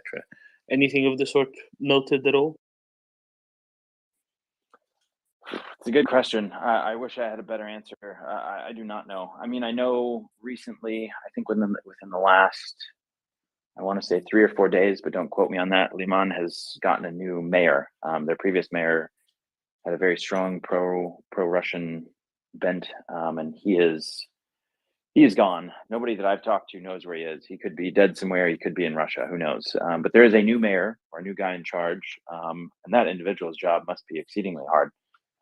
Like I said, to get internet and electrical heating, you need electricity. To get that, there's a lot of stuff that needs to be repaired. Miles and miles, kilometers and kilometers of power lines. I could not put a number on it, but I think it will take a long time. I mean, even in Izium, the last time I was in Izium a couple of days ago, in parts of the city, we actually did have cell phone service, which was a great improvement. But to my knowledge, there is not power outside of generators, and there's not running water, I believe, to the best of my knowledge. And Izium was liberated, I don't even know, what is it, 2.5 weeks ago or something like that. So given that Liman is a smaller town of less importance and it was liberated approximately a week ago, I would say it'd be at least another, I don't know, 2.5, 3 weeks before you start to see a significant change on the ground. I mean, people were charging their cell phones using the generator provided by the Red Cross. I mean, which is great, but I mean, the entire time we were there, we didn't have any connectivity. So having a charged cell phone is one thing. Being able to use it is something distinctly different.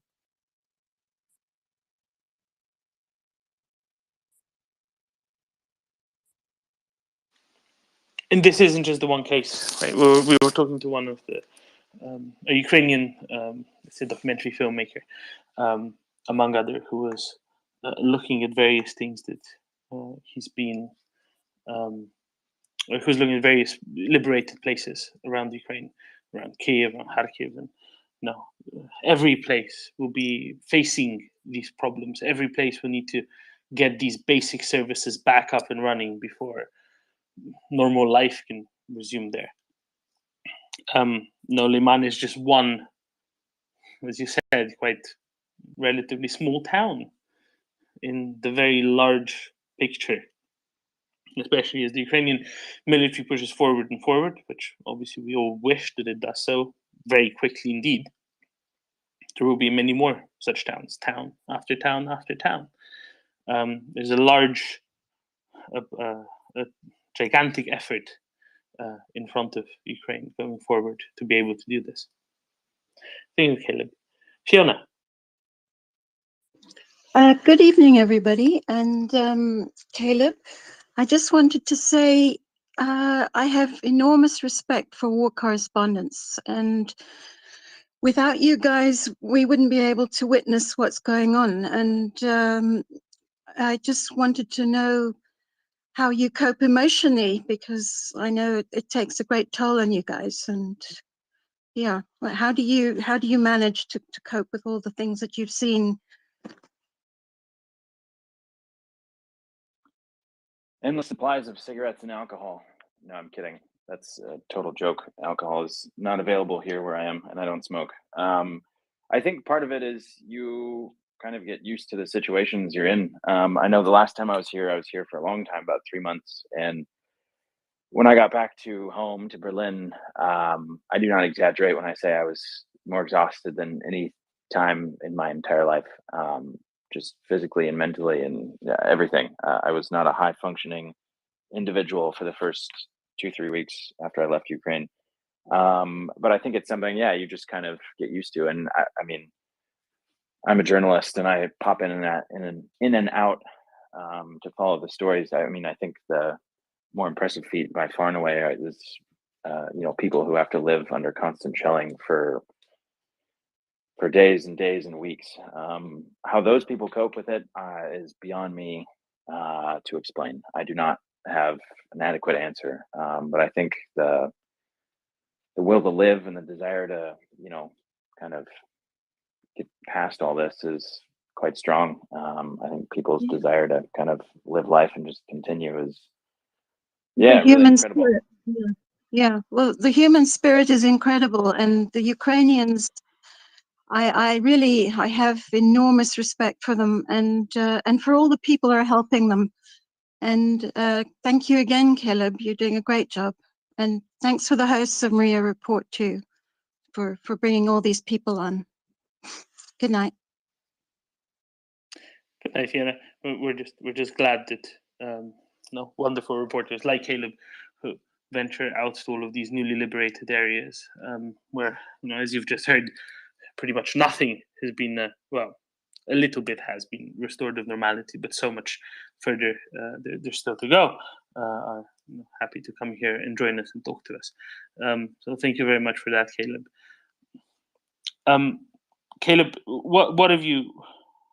Let's say, what have you heard from the various military people around, or rather, even better, what have you seen that's different between Izum and Kupiansk on the one hand, where you've been, as you said, in some cases several times, and Liman on the other, from what was left behind in terms of burnt out hulls of tanks, destroyed ammunition depots?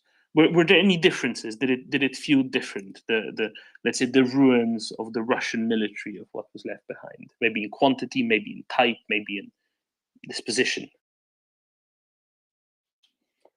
Yeah, pretty variable, I'd say. I mean, for one thing, Izum and Liman, well, Izum versus Kupiansk and Izum versus Liman, they're not comparable. Izum is bigger, it's more important, it's much more of a hub. So I think by nature of size alone, things are just different. I think I said earlier, Liman is an important rail hub. It's not a huge place, but I mean, I think in a kind of within the oblast there, it's pretty important. But it certainly pales in comparison to the importance of other places.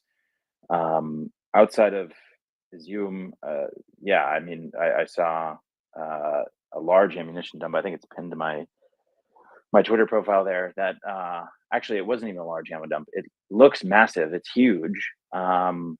But it's small in comparison, from what I understand, to other Russian ammunition dumps in the area, just completely destroyed. That I didn't see at all in Liman because, well, maybe it's somewhere and I just missed it somehow. But I mean, it's just kind of a smaller area, right? There's a smaller concentration of ammunition. The other thing too is Liman was, until recently, fairly safe and fairly comfortable behind Russian lines. There wasn't necessarily the need to have a large staging area there. There were certainly signs of equipment, tanks and armored vehicles and things in the area. But like I said, anything that is serviceable or could quickly be serviceable is very quickly snapped up and taken somewhere to get repaired, and pressed into Ukrainian service. Things that are destroyed, obviously are left there for longer. But I would say in a lot of these smaller places, there's just less equipment that you see, and maybe more of a reliance on commandeered civilian vehicles. I can't tell you how many of these Lada sedans, spray painted with the Z on all the doors and the hood and the trunk, and those you see all the time, and especially in a lot of these smaller places. But as far as more heavier equipment, in Liman, it's certainly less visible. I think probably because it was just farther behind the front line until relatively recently.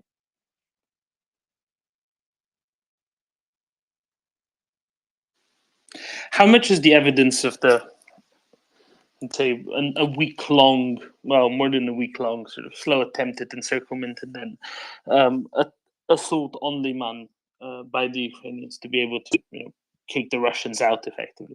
How much of that is visible? Obviously, in places like Kupiansk, Western Kupiansk at the very least, it went a lot quicker than it went in Liman. Is more of a, say, more destruction from shelling visible in that respect, or more bullet holes pockmarking the facades, or? Yeah, I mean, it's a little bit difficult to, depending on where you are, to determine, hey, was this from, February, March invasion, or is this from the Ukrainian counteroffensive? If a city, perhaps like Liman or other cities that had a pretty strong pro-Russian leaning, were surrendered quite quickly by the Russian, rather the Ukrainian authorities at the time, then yeah, there'll be a lot less destruction. Parsing out the specifics of when that destruction happened is kind of difficult to ascertain. In the case of Liman, yeah, I mean the approach to the city, there's a number of burnt out vehicles, both civilian, commandeered by the Russians, or different armored vehicles. As far as I don't know what you want to call it, the Russian last stand or the Russian retreat out of Liman. Yeah, I mean, Liman is surrounded by forest on a number of sides. And yeah, like I said, nobody in their right mind would venture into the forest for fear of landmines or booby traps. To give it a closer look, but you can see through the trees there are tanks in various states of disrepair, damage rather, as well as armored vehicles and things. But I think until an EOD squad moves through, it would not behoove anyone to necessarily go through. There was one Russian trench position that me and my colleagues looked at, and we had a bit of a scare when we mistook the silk from a spider for a fishing line. We thought we had almost tripped, a fishing line tripwire. It ended up not being anything, but we decided, let's go back. Let's not go any farther. So long answer is it's really hard to tell. I think that's something that'll be clearer later.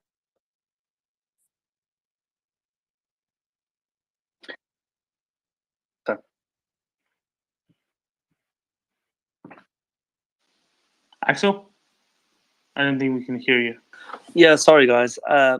The other phone is just playing up. I apologize, Caleb. I understand that you're very busy and you have other things to do as well. But thank you very much for taking time today. It was absolutely fantastic. I shall hope that we'll have you back soon. I'm sorry for keeping you so long, and I apologize for not being here the past couple of minutes. But it's a tremendous amount of information flowing in at this point in time, and there's a lot going on the front lines. Yeah, no, absolutely. I appreciate you guys taking the time to put me in your schedule, and it's a great space. I always like being here and hearing the questions from all of you folks. It's it's a pleasure chatting with everyone here. I appreciate it.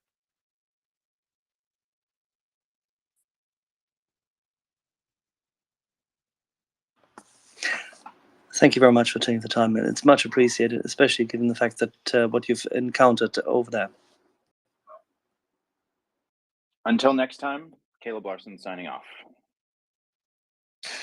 Thank you, Caleb. Hope it's soon. Because usually that means that Ukraine has liberated yet more of its cities. To anybody who missed that implication.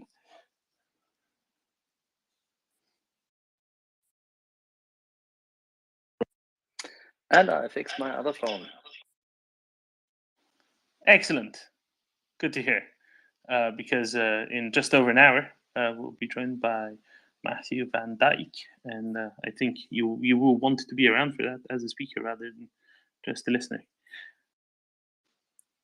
Excellent. Well, it was a wonderful interview, as per usual, with Caleb. Shall we go on from Caleb to Antti? Before we do that, let's highlight one more thing, because not only are we going to be joined tomorrow at 7, which is 1600 UTC, but 1900 Kiev time or Eastern European summertime, which still continues, as you know, by Pekka Toveri, the former head of the Finnish military intelligence, which will make Antti very happy, and many, many people here in the region, as well as many people who follow clear, succinct, and deep analysis of the current battlefield, as well as the overall strategic composition of this war. But a little later tomorrow, at 8:30 our time, which would be in this case then 5:30, we'll be visited here yet again by Justin Yao, another journalist who has been in Liman in the past 48 hours. And he's currently posting a lot of information, which you can see on his account, a number of videos and photos, which I think need some explanation, which is why we're very glad that he can complement the stories we've discussed and the anecdotes which Caleb picked up today. Doman, take it away.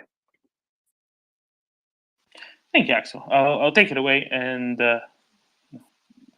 toss it on to Finland. Antti. So, if my ears didn't deceive me, Pekka is coming back on. Yes, he is in what shall we call it? 23 hours and 9 minutes. How about that? Excellent. That's really excellent. Yeah, I would have had question for Caleb, but I only caught the tail on end of his of the conversation. But yeah, this perhaps a touch of levity. Levity instead. There was a report that that Lavrov had apparently called the war in Ukraine a war, which would naturally entail that he would get something like 15 years in prison in Russia. So, well, I understand that asking for a particular Tolstoy book in the Moscow library gets you twice that. all right. Yeah, that's fair enough. Fair enough. Okay, for the 7 Yeah. people who will inevitably DM me to explain that, it's because Anna Karenina, no, sorry, not that one, the other one. War and peace are both banned terms. And, well, if you want a particular novel by Tolstoy, that's the entire title. And that's 2 banned words, 15 years per word, 30 years. Sorry about that. Antti. No, I guess you know, as Axel would so well point out that I've already reached the end of my word quota for this entire week. So not sure what I could expand on. But if you have anything Finland related that you've been holding back, desperately, eagerly waiting for some Finn, spotted or otherwise, to come on and discuss with you, then please do so. But otherwise, I'll shut up.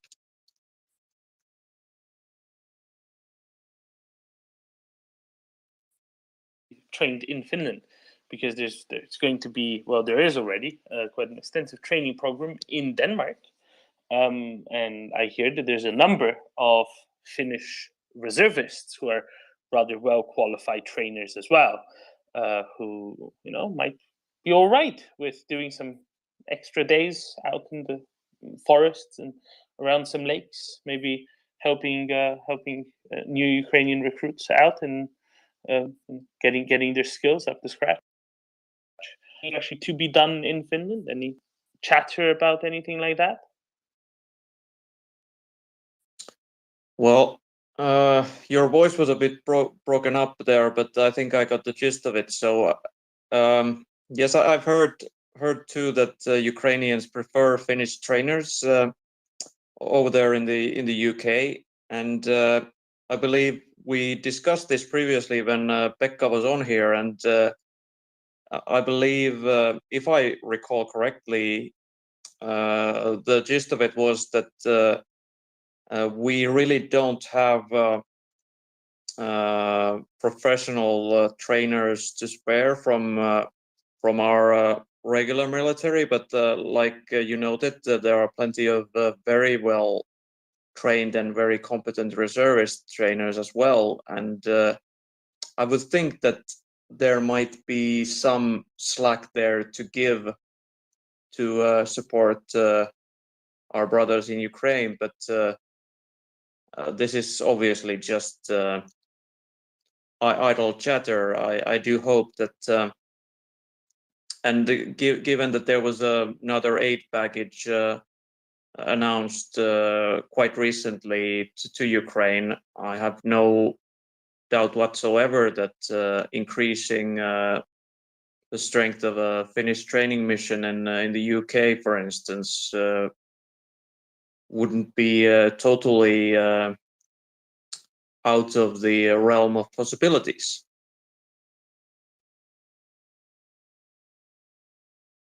Was that what you were after? Yeah, I just thought, moving Finnish reservists out of Finland, a little bit more complicated. Leaving Finnish reservists in Finland, allowing them to train Ukrainian forces in Finland, that's easy to arrange. And, plenty of space in Finland for a few thousand Ukrainians to come and hone their skills. It's not the most densely populated country. Quite nice, quite pleasant. Those forests of Finland, not that dissimilar for what awaits Ukrainians as they break into, say, eastern Luhansk Oblast. Just saying. No, and it's still it's autumn still here. There's you can still there's a virtual kaleidoscopy of different colors in the woods right now, with still the leaves on the trees, and it's relatively warm. There's still some sunshine left, and so I mean, and it's hunting season as well. So there's plenty of chances to do some other activities in the woods as well, to hone some skills that might be of use in of course. in getting rid of some. Yeah, good options. I'm very happy about that. And I hope that maybe tomorrow we get some strong hints in that regard from General Pekka Toveri as well. Because if anyone would know, he would know, which would be great. Yes, because then we would all know, and that would be particularly great. The only other Finnish thing I came across was that the Finnish Prime Minister noted quite correctly, when asked whether Putin should be given an off-ramp, that Putin has an off-ramp, always had an off-ramp, and that off-ramp is out of Ukraine. And that makes perfect sense. I'm glad that somebody's saying it loudly and clearly, as a few other leading politicians are, but more still should, and I hope they take that and pass it on. That's all. Well, exactly. Thank you very much, Antti.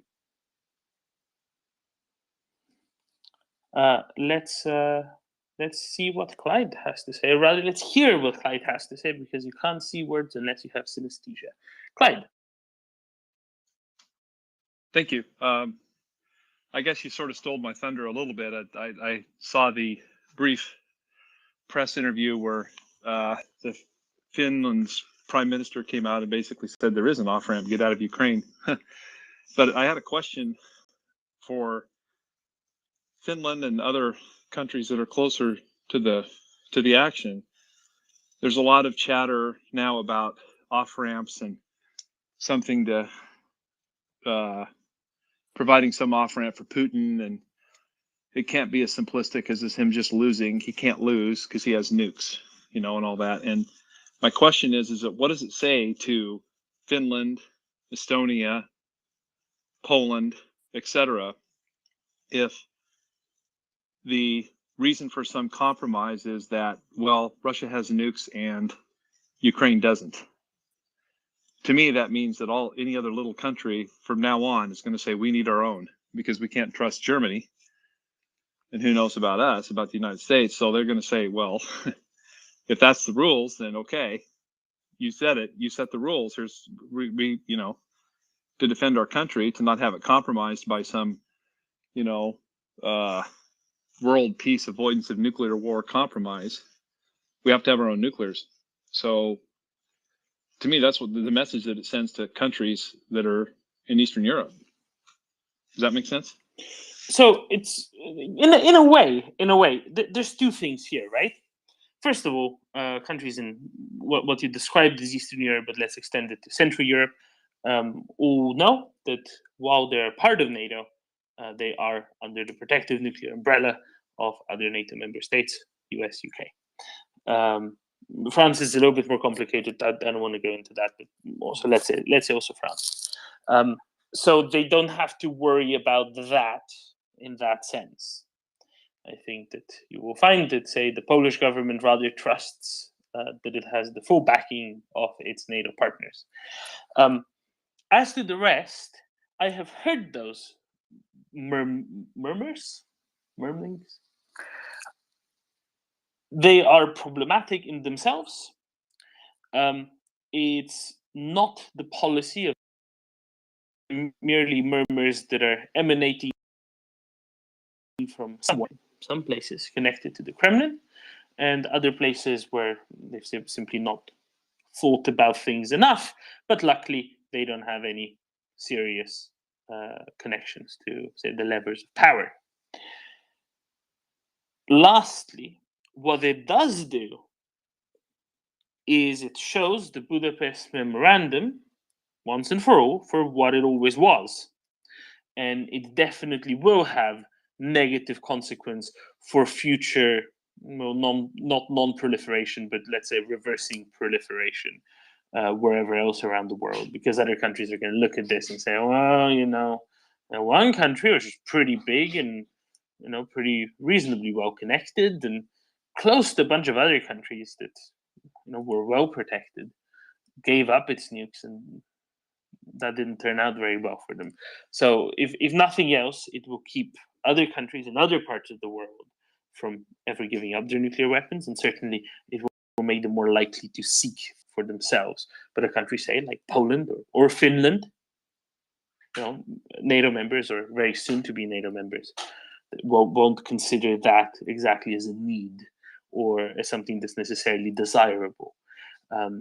However, the attitudes expressed by certain journalists, think tankers, whomever else, that are problematizing how this is going to end up and suggesting any less than savory ideas, well, then they should desist because they're wrong. Basically, if they're morally wrong, they're wrong as a matter of fact, and they should desist in that because it's not a good look. Antti, do you feel like you need to get a nuke? No, I mean, I'm along the same lines as you are. The only thing I would say that I still am relatively optimistic that given all that has occurred, and even in the highest strata of political decision making, and partly even visible in the Bundeskanzlei in Germany, is that I will remain an optimist on the score that there will be no appeasement done, that there will be peace through victory for Ukraine. That is my take. So it is a personal opinion, but with regard to nuclear weapons, that really isn't any sort of a deciding factor in at least in Finland's case, on how we form our opinions, and how we maintain our national defense, and how we do decision making. So yeah.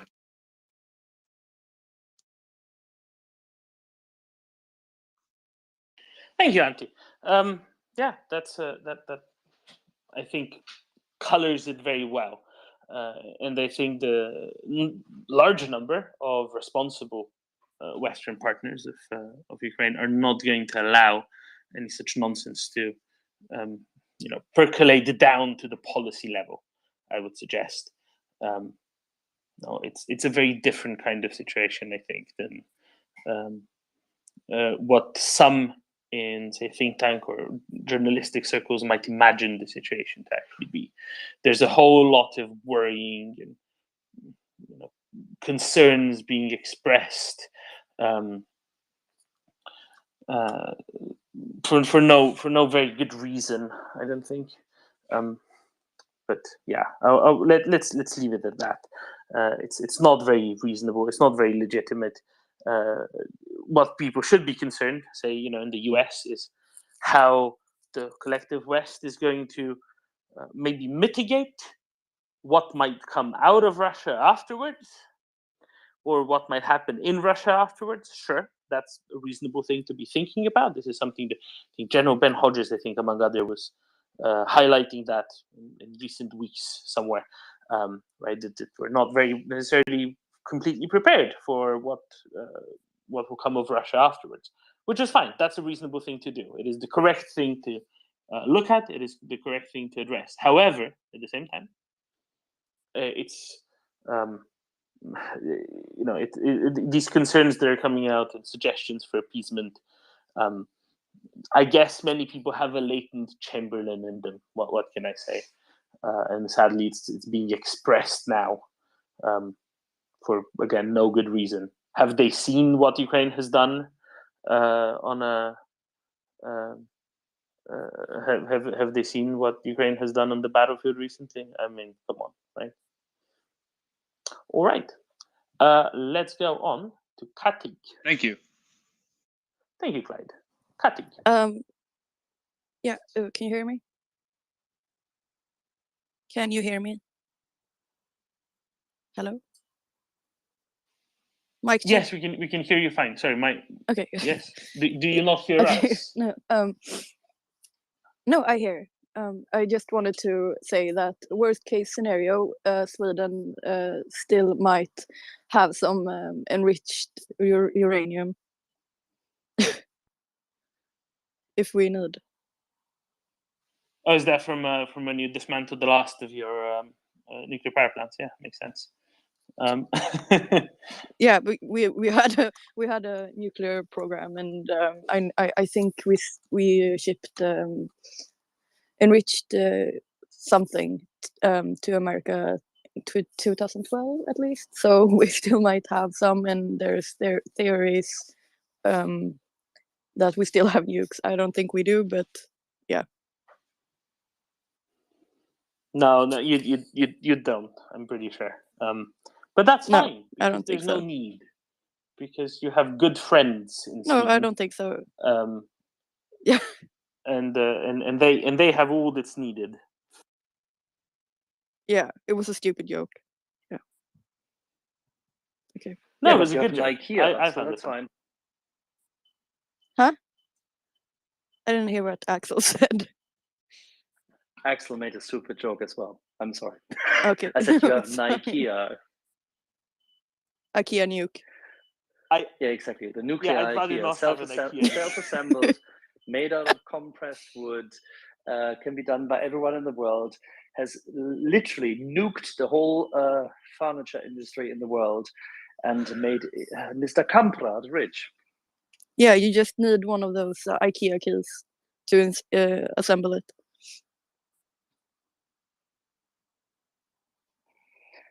And now we know. Yeah. You can. I don't know how to be dropped down, but you can drop me down. If you click your own avatar, Yeah. it gives you one of the options. Is Okay. switch to listener, and if it doesn't, I'll do it for you. Okay, All listen right. instead. Thank you, Okay, I'll Kathy. listen. Okay. Yeah. Okay. Thank you. Thank you. So let's go to Rebecca and to Auntie and then to Marshall. Rebecca.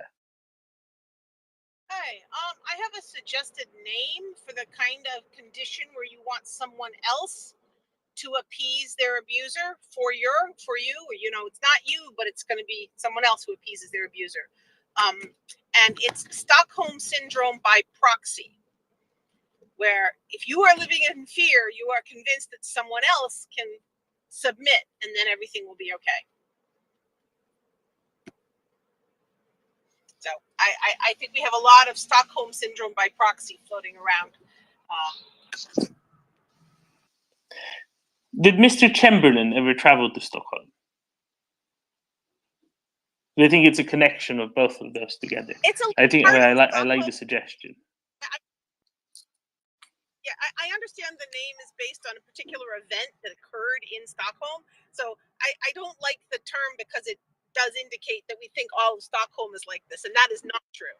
But I do think there is a condition where if you are abused, you think someone else can submit to your abuser, and that will fix things for you. At the risk of derogating a beautiful, wonderful old city, which has been always at the forefront of good trade and good craftsmanship, we should call it Osnabrück syndrome, because this is what has befallen a son of Osnabrück, meaning Olaf Scholz. Okay, that sounds good. I was worried there that you were accusing the people of Stockholm of always having good craftsmanship, forgetting about the Vasa and how that went. But then I understood. See, but I didn't. No. Vasa is for Knäckebrot.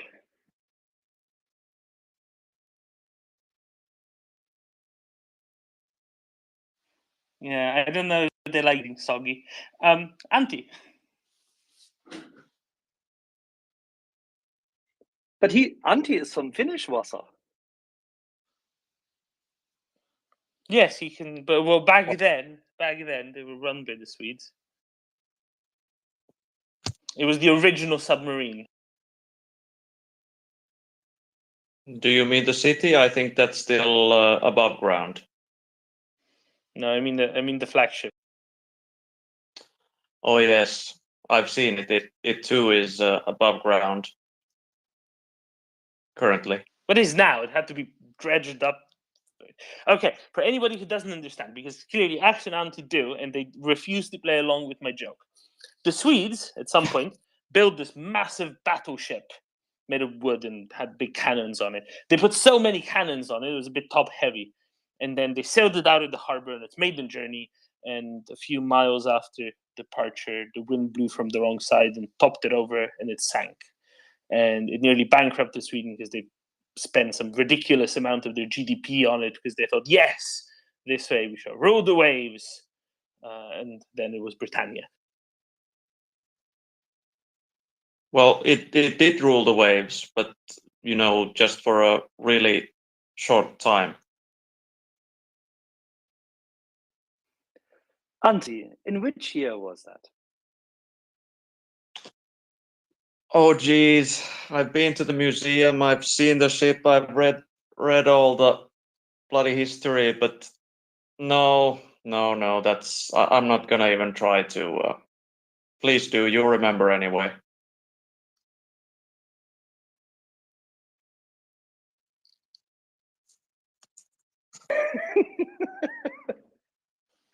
All right. I can help so you, the but it dang wasn't. thing went under in 1628.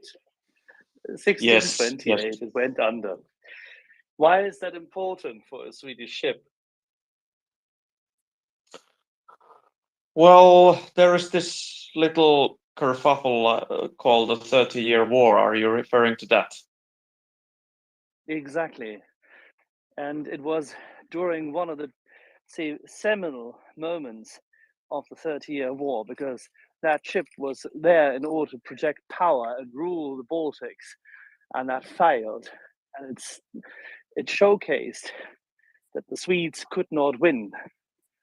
And there were, by the way, many people in northern Germany who fought against the Swedes and who also sponsored ships which interdicted the Swedish army and its transport ships. But there you go. It's just by the by. But it's good that you have a museum for something like that. I'm delighted. Yes, and it did rule the waves for at least over a kilometer, so it wasn't totally in vain. It ruled some number of waves, possibly greater than, Yes. maybe even in the hundreds of waves before it. Yes. Quite. And then it produced a whole lot of waves of its own. After this wonderful Slovakian moment of levity, shall we return to Ukrainian defense and liberation and the likes? Fighting against genocide and the likes. Yes, I think Marshall is going to marshal us back onto the straight and narrow. Yes, thank you, Doman. I just had some thoughts about Belarus and Lukashenko, as he is, seemingly continued to tie his political fate to Putin, and as Putin's military is failing, Lukashenko is setting himself up, between a rock and a hard place for a spectacular failure. Russia's flooding more troops into his country. Obviously, Putin is trying to use him to get what he wants, to get him to attack Ukraine. He does not want to go to war with the rest. I don't think that Russia would really help him too much. Maybe, but I think maybe his days are numbered. And if he doesn't get what Putin wants, what do you think about the Russian troops maybe trying to take over Belarus? I'm not quite sure. Just seems like a interesting situation on the north side of the border.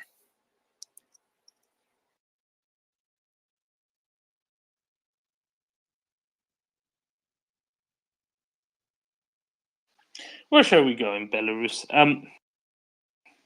It's an interesting situation. It's always an interesting situation. The real question is, what do the words union state mean to you? Belarus doesn't get to decide for itself. Not really. Not really. And that's fine, I guess, for now. Not, of course, the Belarusians don't exactly like it, quite right. But the position that the country is being put into, thoroughly unwillingly, as a country at large, and we know this well. This is well established. It will not be easy, because this will not be a willing, fighting force exactly. This will not even be a fighting force as willing as, the Russian conscripts that are being caught on the street and sent, because at least those, by and large, believe in some Russian supremacy, or in the Russian state. The Belarusians don't believe in the Russian state. The Belarusian soldier, largely to a man, probably recognize that they're not being sent to fight for their own country. They might be being sent to fight for the president, and who himself is a vassal of the other guy next door. That's frankly keeping them down, rather. So it's not going to be anything like an effective fighting force in the slightest, and that's to be remembered, I think, as well. If they're going to go across the border from Belarus into Ukraine, they're going to get destroyed. If they're going to go with a substantial number of Russian troops, they're still going to get destroyed. Yes, it might be, something that necessitates a logistical pause or an operational pause for logistics reasons for Ukrainians in the east and the south. Beyond that, there won't be an awful lot, really. That's much of what you're going to get out of that. If they send Belarusians out to the east and send more Russians to the north, perhaps they can blend in and be cannon fodder together with the rest of them, together with the rest of the Russian conscripts. But at most, it's going to be a demonstration, and it's going to collapse two regimes for the price of one. Yeah, exactly. I tend to think that Lukashenko is doing his best to try and appease Putin and say the right things, but he knows he can't send his military, because he knows that would it would be a complete collapse and a defeat. But what happens when Putin ultimately says, "Hey, you're not doing what I want you to do"? It just seems like time is kind of coming to a head for him, one way or the other. So it's interesting, and yeah.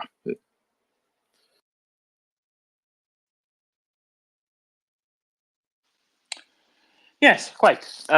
It seems to have been presented to him that it is a necessity of continued support by Putin, or rather continued non-invasion by Putin, to submit and do this.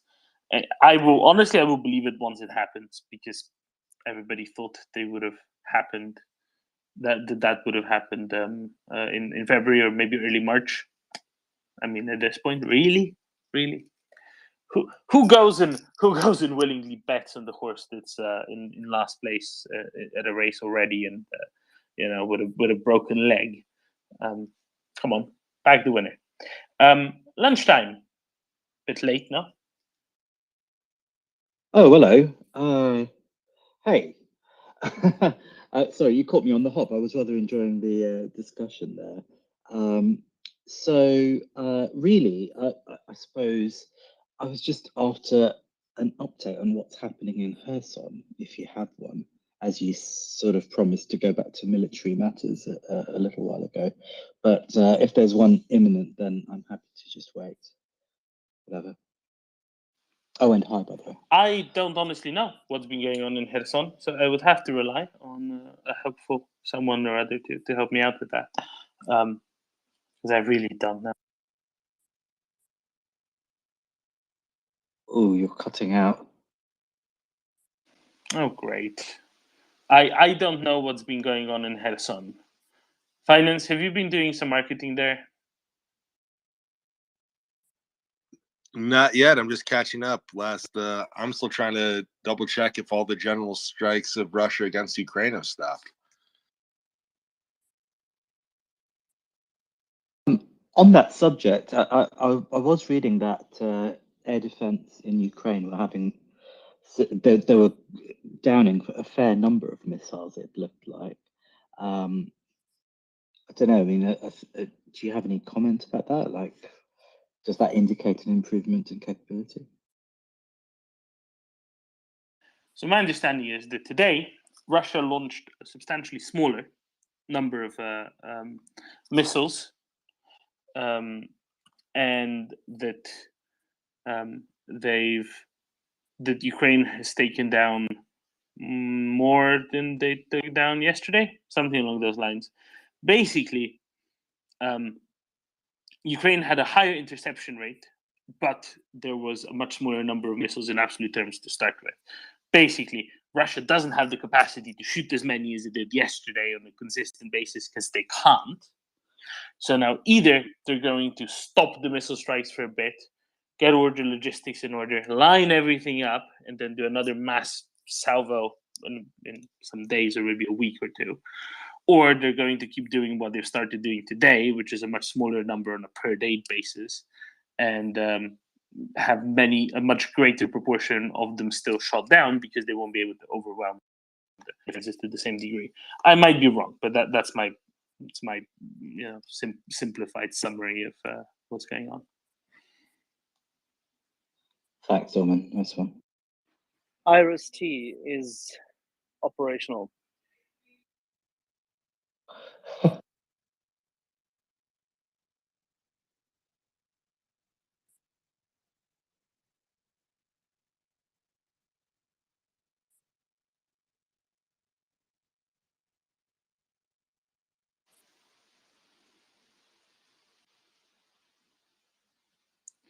I just wonder where they put it, and I hope we don't learn, because if we do, that's a worse thing than if we don't.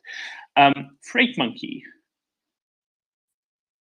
Yes, hi. I was just wondering if anybody could do maybe a follow up on the power and electricity situation in Ukraine. I've been reading on all the Russian fascist telegram that all the power is out everywhere and everybody's going to die and all that.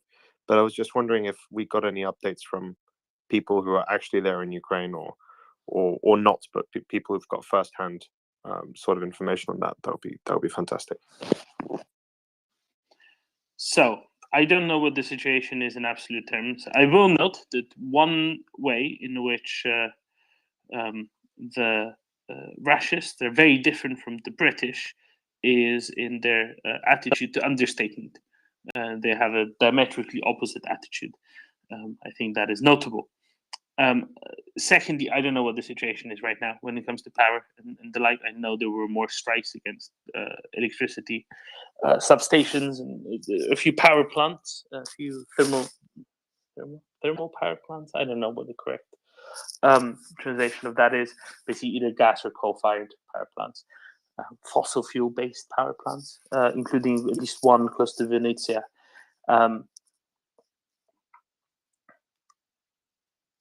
As of this morning, some 90% of the cities and towns that were disconnected yesterday had been reconnected to the grid, right? So electricity was restored to some 90% of them. That is very significant in itself, I would say.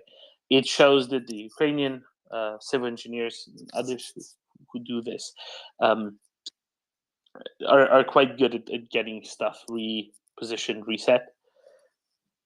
But sadly, I can't give you more detail on exactly where it stands. Maybe some of the people that just jumped up, some of the two large. I can help. Two large substations are currently still being reset. There are at least 6 segments of the grid and 2 larger distribution grids which need to be repaired. This data has become available and has already been reported on. If you want to check it out, you can go deeper into the reporting of Kiev Independent, Kiev Post. You'll find notice in that regard.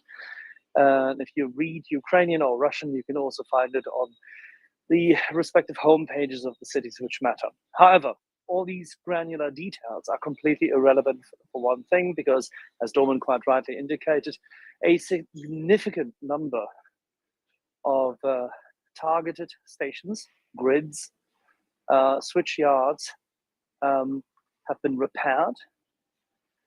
The Ukrainian armed forces, combat engineers, plus the respective engineers of those power stations and grid operation companies have done a marvelous job in that regard. It is far beyond the 90% mark already, and backup electricity generation capacity is there. So contrary to what left-wing and right-wing Western media, complacent Western media, very complacent Western television, and utterly overly complacent commentators in those media sources have constantly been regurgitating as a Russian narrative, which the Russians like to put out. All of this has been addressed. Nothing to see here? No, it's not true. A lot to see here, but on the other hand, one thing is clear: Ukraine carries on. Thank you, guys. Main difference between non-democratic societies and organically democratic, from the ground up, resilient societies. The latter build shit back up. The others destroy stuff.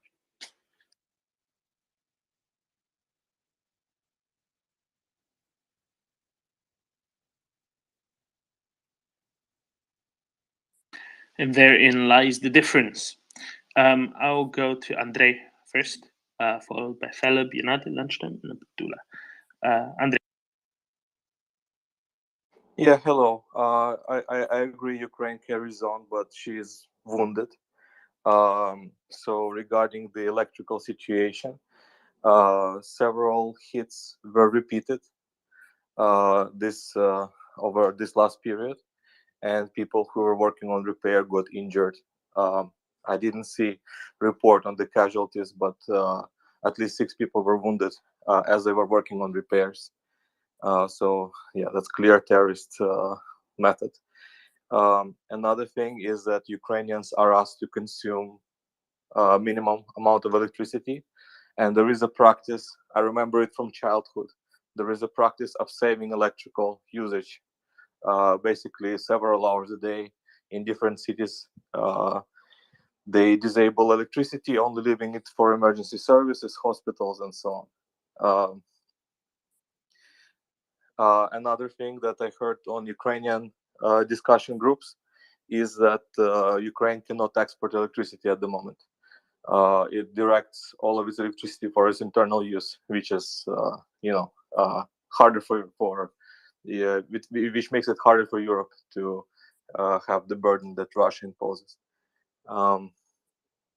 And yeah, the most recent strike left Lviv without electricity.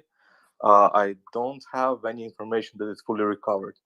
The latest report is that people who are, popular Twitter people or active Telegram folks, they're just saying that they have trouble with connectivity and power is out. So yeah, Ukraine stands and holds, but it's wounded.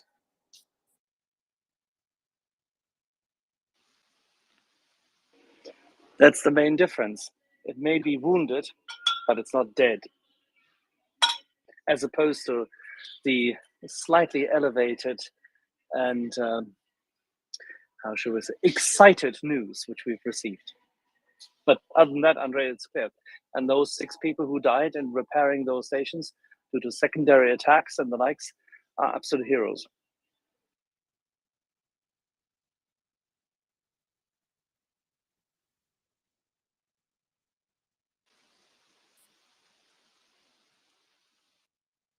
Yeah, it's all from me. I just wanted to add more details. Yeah, thank you. Much appreciated. Jakub. Thank you. Ella Luneborg.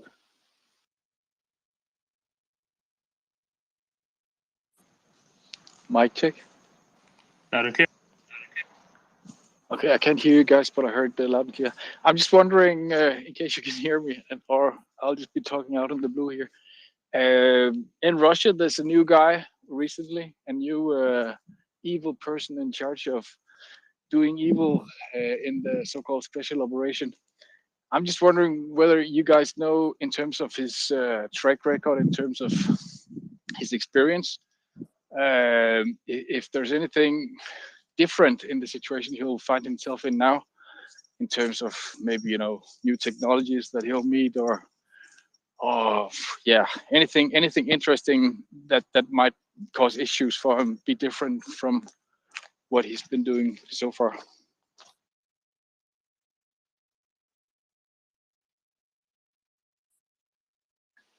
By that you mean the new new theater commander, I guess is he's called.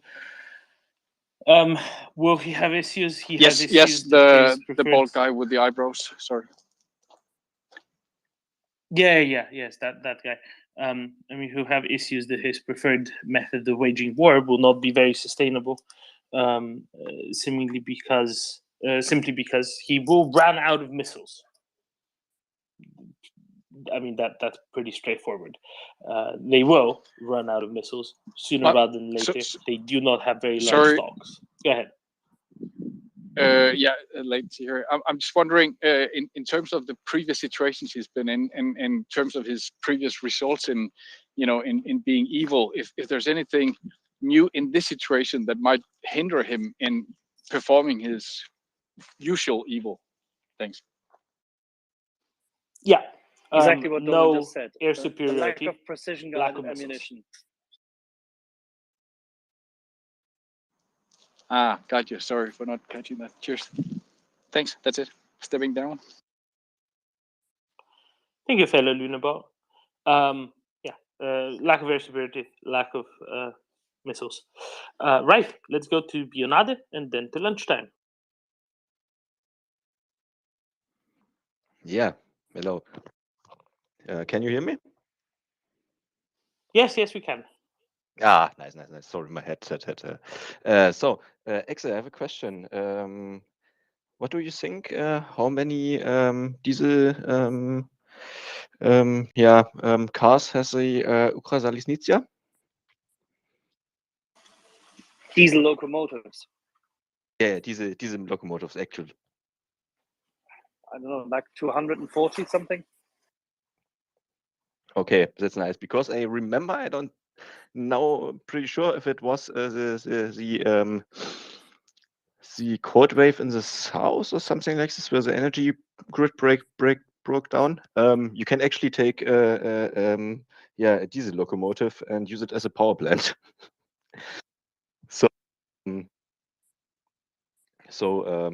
There are many possibilities in really bad cases where you have rolling blackouts or something like this. You can use this kind of technology and bring it to a good cause.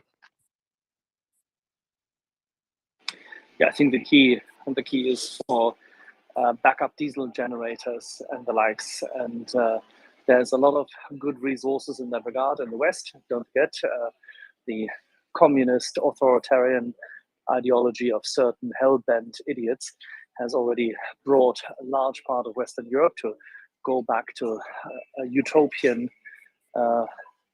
energy sources, meaning the kinetic energy from unicorns flying around the sky converted into grid, of course, as well as only sunflowers, and it doesn't really matter. I don't want to go further.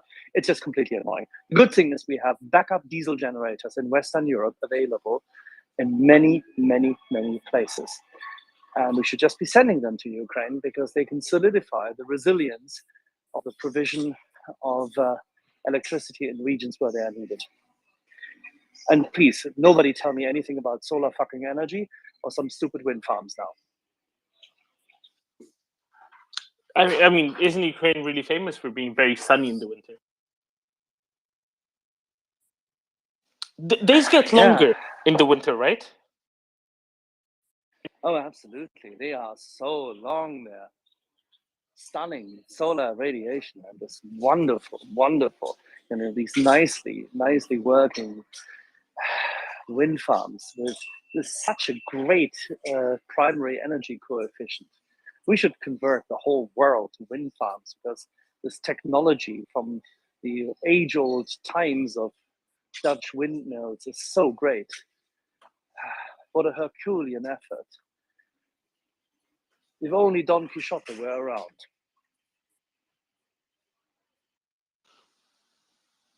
Okay, Well, let's good move thing away he's from not, that. otherwise Josh. they'd all get We destroyed. need Lunchtime. Yeah, exactly. We need backup diesel generators galore for Ukraine. I was gonna say, like, wouldn't Don Quixote make sure all the windmills were destroyed? Exactly. I was wondering, Axel, actually, is there a way to? I mean, my German is not good enough for this, but is there a hashtag we could get trending to trigger a vote of no confidence against Mr. Scholz? Nope, No, there's no but hashtag. I It have needs- something it needs a positive. decision. I've seen the say. I have I've something come up with save hashtag save the reactors. Hashtag save the reactors. No. Oh, it's on this lunchtime. You need to hear this. If you go to, I'm trying to pin this to the nest, but I'm not using it for so long. If you go to your friend Mark Nelson's timeline, or indeed my timeline, it's the last thing I retweeted. Mark Nelson is explaining that there is a petition in Germany running to save the reactors, written by 19 German professors.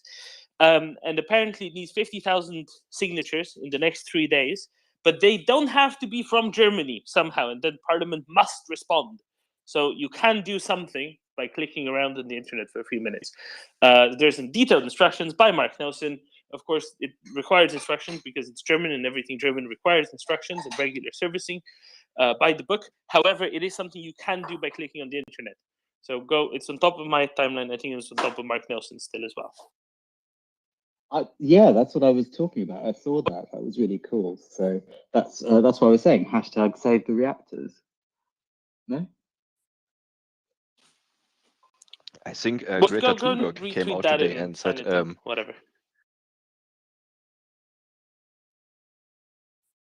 Well, for sure, I'm going to sign it. Yeah. Who needs this woman who acts for people who have a significant political agenda more than anything else? Who needs these kind of people? Please, can we just win the war first, sort out the problems, and then revert back to unicorn land? But Greta's lovely. What are you talking about? yes, she said, let's the reactors on in Germany. I mean, come on, if even Greta Thunberg says this, you can't deny it. I mean, Yeah, I seriously need advice from a young woman in that case. Yeah, of that absolutely, age, Axel. of that education, to talk about nuclear energy policy, defense, and the likes.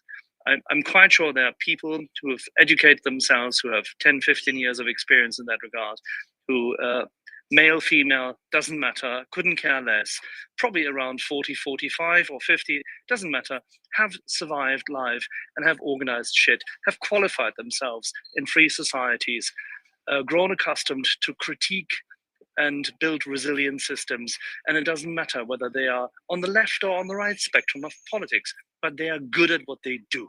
I'm quite sure we can rely on their expertise to opine on these matters.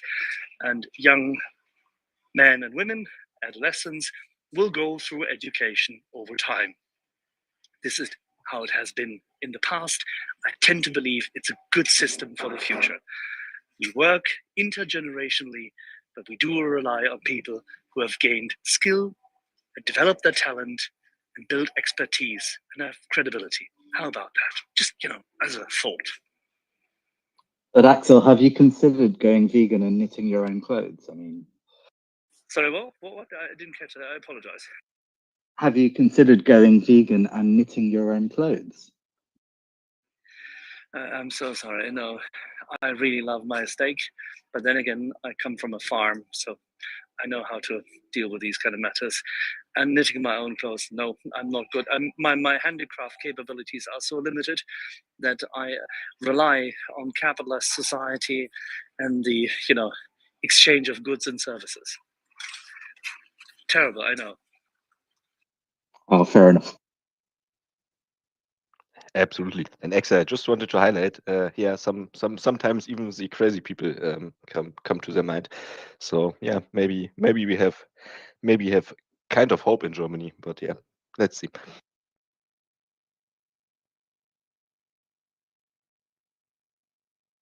And yes, please, my DMs remain closed for everyone who doesn't know me. Therefore, you can say admonish whatever you like. Try to take, shout at a stone or a tree around you if you don't like what I say.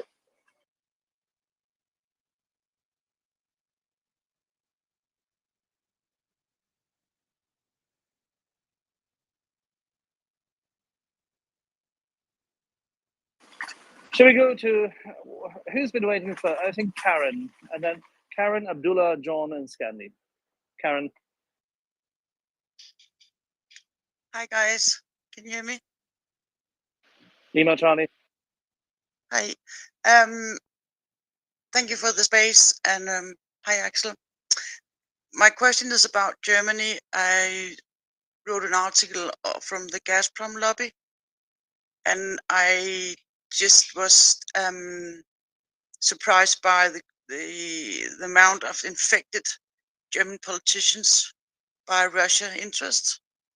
My question is about does this have any consequences for German politics at the present time, and does it even matter now when the pipes are not functioning? Thank you. Well, it has a negative impact still, and it continues to drive the narrative, and that's what they're trying to achieve. They try to keep this in the news. They try to find ways to distract part of society. They try to find, say, arguments which could seep into political discussion and the likes. So yes, it has influence. Is it winning? No. Is it convincing the majority? No. Is it distracting politicians and media? Absolutely. Because the so-called elite of media and politics is, as we all know, constantly focused ex post. They are lagging as opposed to leading. That's all. That's very terrible. But then again, I think you have the same experience in Denmark to an extent, albeit that currently my Danish friends are significantly more pragmatic and therefore commended for them. Yeah, it's been bad in Denmark, but I think it's getting a little better. So thank you. What kind of elites, Axel?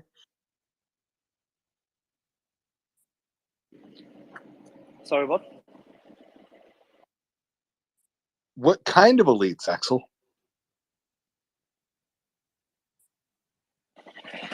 Every highly educated industrial society does build out its own cadre or cadre of people who are reasonably well educated, but despicably under, say, amoral. And some of the elites have become very bureaucratic and technocratic in pretty much every country I've seen thus far. Germany has its fair share thereof. So I would not try to give a moniker to them that they are becoming, shall we say, yeah, they are not worse and not better than any other elite. They are just equally immoral and lagging behind.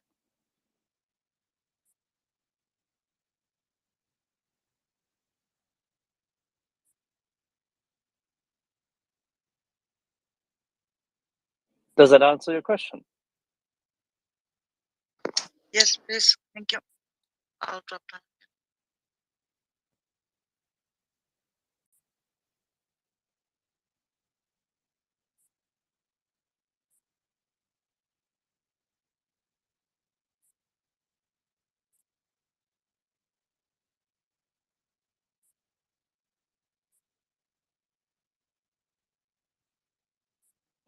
Doman, did I lose audio or what happened?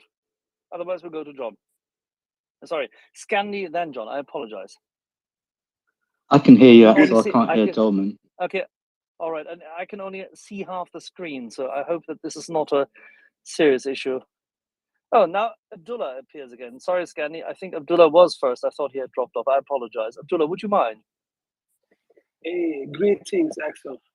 How are you? Well, so. It's a tremendous day. Very good news, very bad news.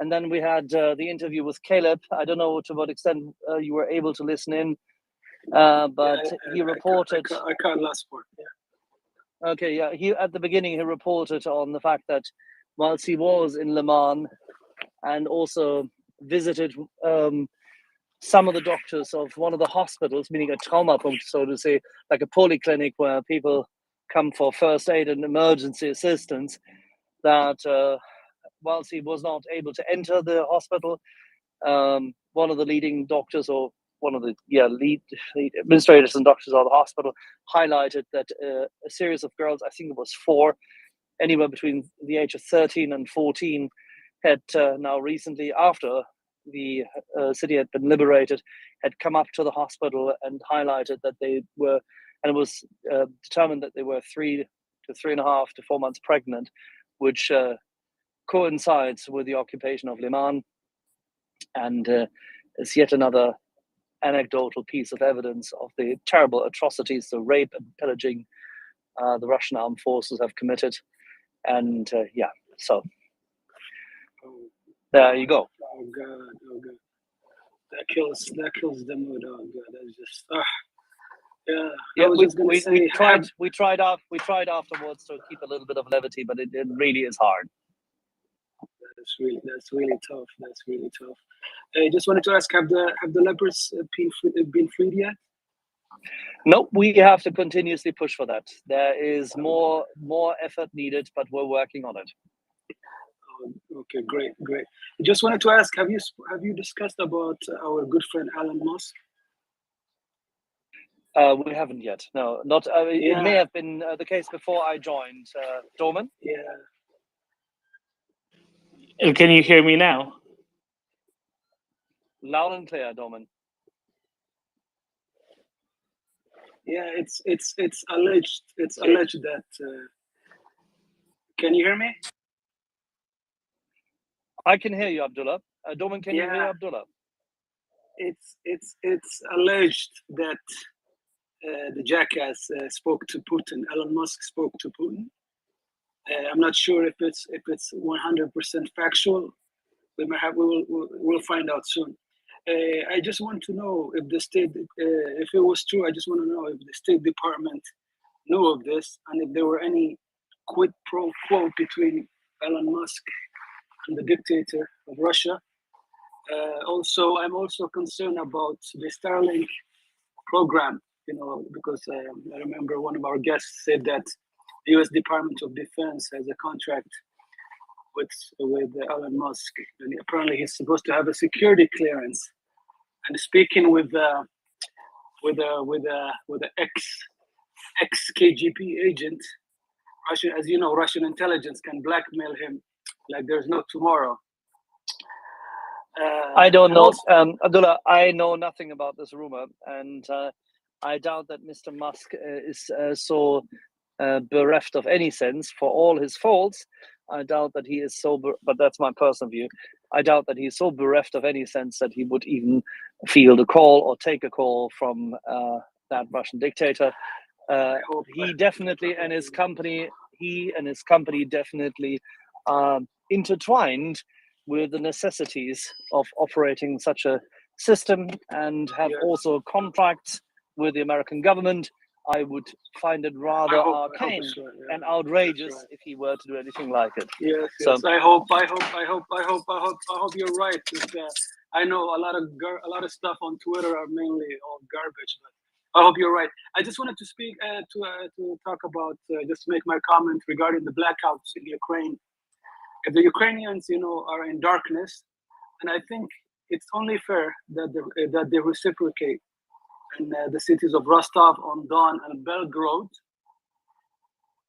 power grids are targeted by the Ukrainians. Most of them support the genocide against the Ukrainians and shutting them off from Russian propaganda. TV channels, I think, will provide a much needed therapy. And that's my rant for the day. Thank you so much. Thank you, Habibi.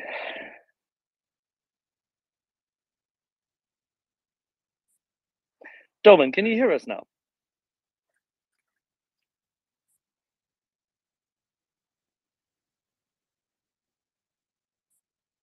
All right, as no Doman can be heard, I'll go to Scandi, then John, then Bionado. Yeah, mic check. Hello. Yes, yeah, you're still good. It's just Doman, seemingly. I can't okay. type, I can't message him. So keep going. Okay. Yeah, thanks to Axel and Doman for holding the fort. I enjoyed listening to Caleb's interview. It's really quite interesting. Actually, referring to what Abdullah was just saying about Musk, at least he personally has disavowed such rumors, saying that he's not been in touch. He's been in touch the last time with Putin 18 months ago, and it was something related to space. So at least that's what he said on Twitter. And I would agree with Axel. You said that I think he has too much to lose to start running policy of his own aside of the U.S. State Department. So I don't see that as a real possibility. Now, for the electricity system, I suspect that despite the difficult circumstances, the Ukrainian power system and grid is probably in a much less fragile state than the Russian one. And I would certainly agree with Abdullah that reciprocating such attacks would probably be a bigger headache for the Russians. But actually, regarding the electricity, okay, this is not a short-term solution, but I've seen the future. I was quite recently at a trade fair where there was a company who many of you know. It's called Rolls-Royce, and Rolls-Royce were actually exhibiting a 200 kilowatt nuclear reactor that could be integrated into basically a sea container for distributed power generation. It's still on the drawing board, and obviously there's a light year of paperwork for that to get approved and deployed. But I thought that was pretty cool. I mean, it was the size that the actual reactor was the size of a motorbike basically, with a 200 kilowatt output, basically ad infinitum, with I think the refill cycle was something like 5 years or something like that. But that, I mean, instead of windmills and all these sort of things, so those things could really change the game when it comes to this. And last but not least, I actually dropped a note to Doman about this. So when I heard to Caleb describing the filth and just absolute inhygiene of the living quarters of the former occupiers, there's an age-old saying about Russia, which is, I'm just going to spell it out in Finnish, but it goes roughly as "paska haisee ja balalaikka soi," which translates to English pretty much that shit stinks and balalaikka sings. That's all I had to say.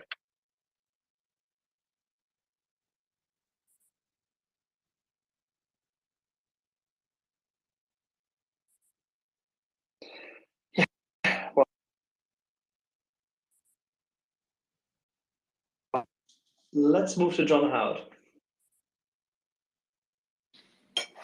Good evening, all, and apologies if this is such an obvious point. It's already been made, but I've only been on the space for the last couple of minutes. I mean, yesterday, the last sort of 36 hours is obviously, this is down to the Russians. The Russians have launched these missiles. However, the Ukrainians have been telling all their Western interlocutors for months, literally months, that they need air defense. They need more, they need better, and they need it as quickly as possible. And we haven't done that.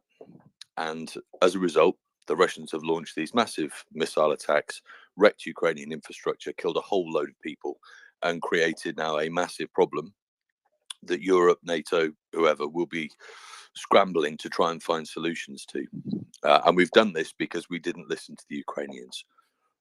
If there's any kind of teachable moment to come out of this, let's hope that from now on, when the Ukrainians say they need something, we take them seriously and we deliver it, and we stop dithering and messing around, because it costs lives.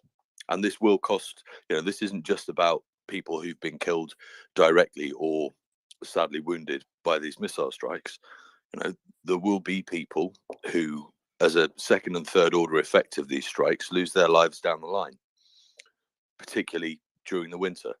And that should be something that is recognized and faced honestly by the leaderships in Europe and the US, and we need to act on that. And that's all I had to say. Thanks.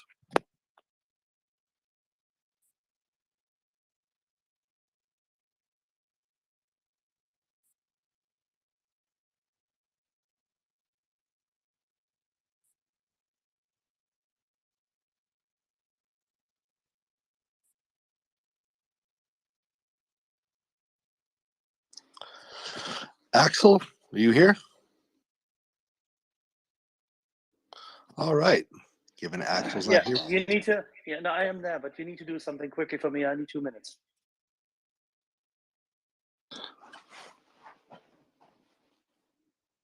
All right. Guess I'll run hands for a couple minutes. Bionade, and then I think it's Antti. So Bionade. Yeah. Did we get something concrete out of the meeting of the presidents from the G7 states today? I mean, obviously they said we still support Ukraine and we will support Ukraine more, but do we have something concrete? I have no idea. I was in holiday time all day and logged on just after the holiday got out. So all people here, I am least up to date on what in the world happened today. I was just seeing if the general strikes on Ukraine of Russian missiles had stopped. That's about as far as I've gotten. Anyone else? Antti, lunchtime? Karen, Abdullah? Have we heard anything concrete out of the G7 or just more general supportive bloviating? Did someone say lunchtime? I did. I said if I was asking if the G7 actually did anything or if they just stated they were against Russia and for Ukraine today. So I'm busy trolling Ben on about French cuisine, so I'm not sure. Sorry. Okay, let's keep this question for later, finance, and maybe lunchtime or Antti, whoever was the question, and if not, maybe you make a nice etiquette skit.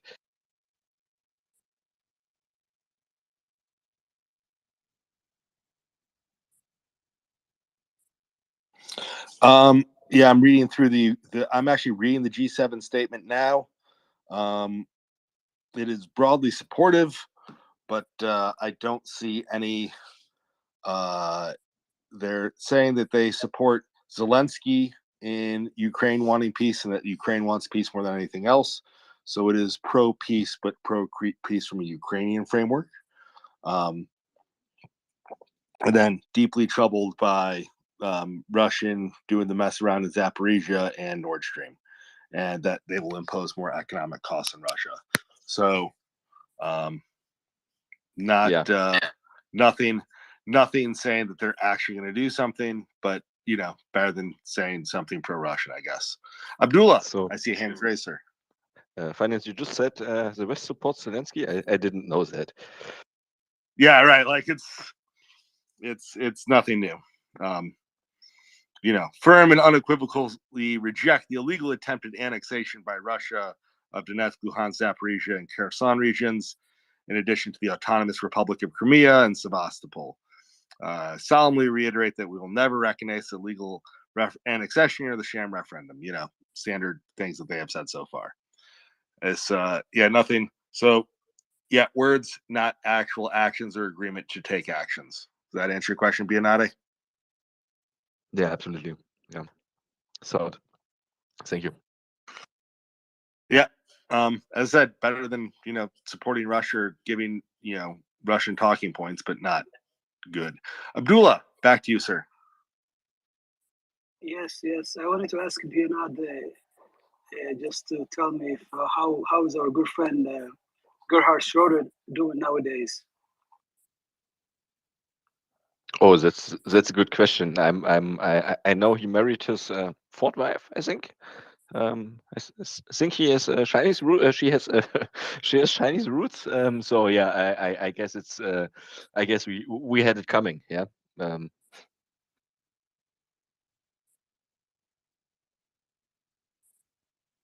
Why not just have Gerhard Schroeder move to China? That seems to kill two birds with one stone. Yeah. So and at this point he can get paid in Chinese yuan, which actually are worth a little bit, and not like the ruble. So yeah, I don't know. Yeah, but if he's gone, he's gone. So. But I think the moon would be a better place for him. Given the emojis, Domin, are you back with us to run the thing? I think so. You tell me. Stealth running the place right now. All right, I'll kick it back to Domin and go back to being silent and pretending like I'm not here. Bye, everyone. No, do stay, Finance. We should be getting Matthew up momentarily, assuming that everything works all right. But I guess he'll request when he comes in. He's visible. Matthew, if you are requesting and we can't see you, let me know, please, because I don't know. Let's go to then John in the meantime. Yeah, thanks, Tom. I just logged on, actually. I've been doing something else for a change. But the first tweet I saw in my feed was actually support for Ukraine from someone I didn't think supported them. That was Mike Pompeo. I think he previously was on Putin's side. Well, at least he admired him a little bit. So that's good, I guess.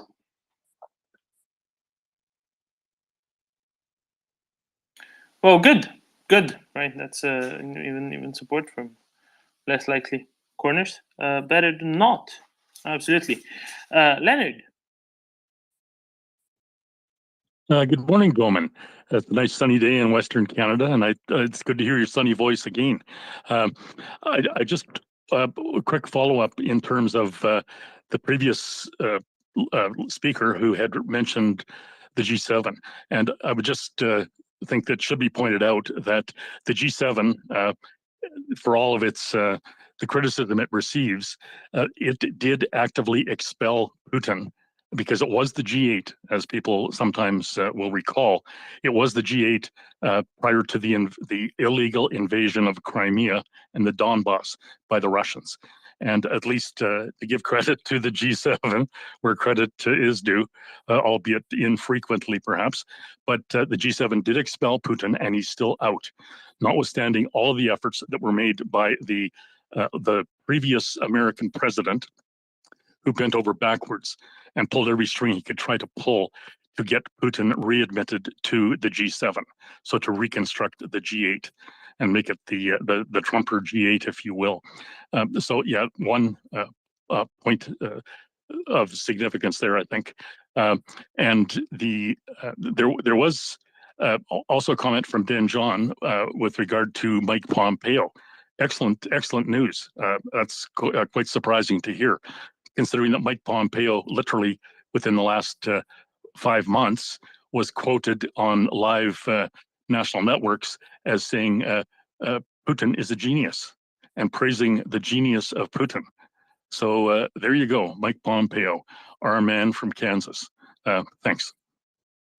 Thank you, Leonard. Building a clear coalition. I think there's been a number of polls that came out relatively recently, over the recent weeks anyway, that illustrated people in various countries, various important countries, have become somewhat galvanized by the recent successes of the Ukrainian military in the field, and regaining territory, liberating territory, pushing back the Russian front line substantially, and that's really made quite a difference to a lot of people in a number of places. Finance, am I audible? And Doman, can I just have a quick follow up? Point out, Doman, that it wasn't just Poles who came out. Lots of other nations too. Poles were already in favor. Just one clarification, Doman. Thank you, sir. Just to mention, I'm certain that every American listening knows this, but of course, Mike Pompeo. We're talking about the former Secretary of State of the United States. So probably the single most influential foreign policy guru, if you will, on planet Earth during his relatively shorter time of tenure. So his comments with reference to Putin represent a sea change, a dramatic 180-degree reversal. And that, of course, is significant. Thank you. Quite, absolutely. I was just, expanding it from the single case to the broad, to the more general, let's say, to the more general public case. All right, still trying to get Matthew up. Not sure where he is. Matthew, if you're listening to us, check your DMs. If you click on the link there, that should fly you right up. I think there's a little glitch that we have with Yehuda sometimes, where we literally, genuinely cannot see him at all. Let's go to Troy and then back to Sweden. Troy. Hey, good, whatever time of day it is for everybody. I just wanted to talk about Elon Musk very quickly so we can not talk about Elon Musk. I don't know how my mic's coming through. You might hear a big windy or whooshing sound in the back. That's all the air coming out of the media sphere and the information sphere going right into Elon Musk's, room again. So, yeah, everyone's talking about it. Here's what happened. I didn't even read the Vice news article that spiked all this because Vice is garbage. But Ian Bremmer is not garbage. And Ian Bremmer, I guess he released a newsletter to his, people that subscribe to his newsletter saying Musk is talking to Putin during this conflict. And so one of either two things are true. Ian Bremmer knows that and he sent it out, or Ian Bremmer made a mistake and he conflated the fact that Musk has tweeted in the last 3, 4, 5 days that he is in, quote, contact with both sides. This is from Twitter. People from both sides. And if you guys want to see it, I can show it to you. And he's also said, and he's also admitted to video conferencing with Putin sometime last year. And that was probably around the time where they were talking about Clubhouse and that communication app, which is kind of like Spaces. And so, yeah, it's just a bunch of noise and it's just a bunch of static.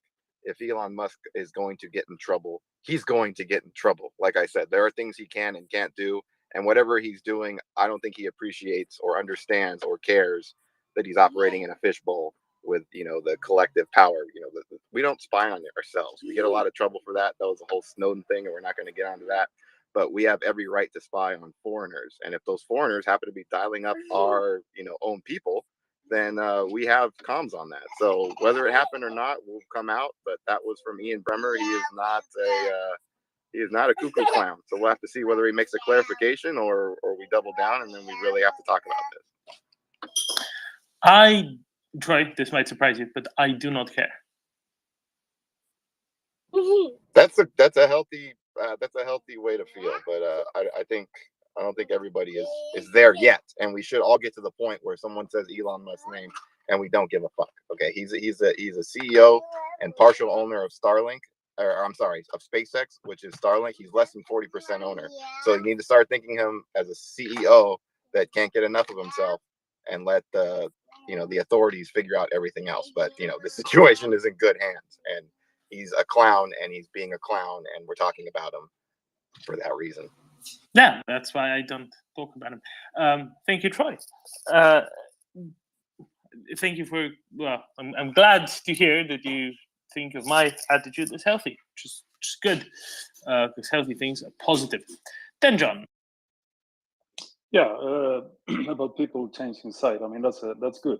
And of course, who wants to be with a losing side? You want to be on a winning side. And now, as Nina is here, and it might upset her, but there's a reason why I was rooting for Schumacher instead of Hakkinen, even though I'm close to Finland. Who wants to be with a loser? Both very good drivers, by the way. I know, but I had to say it.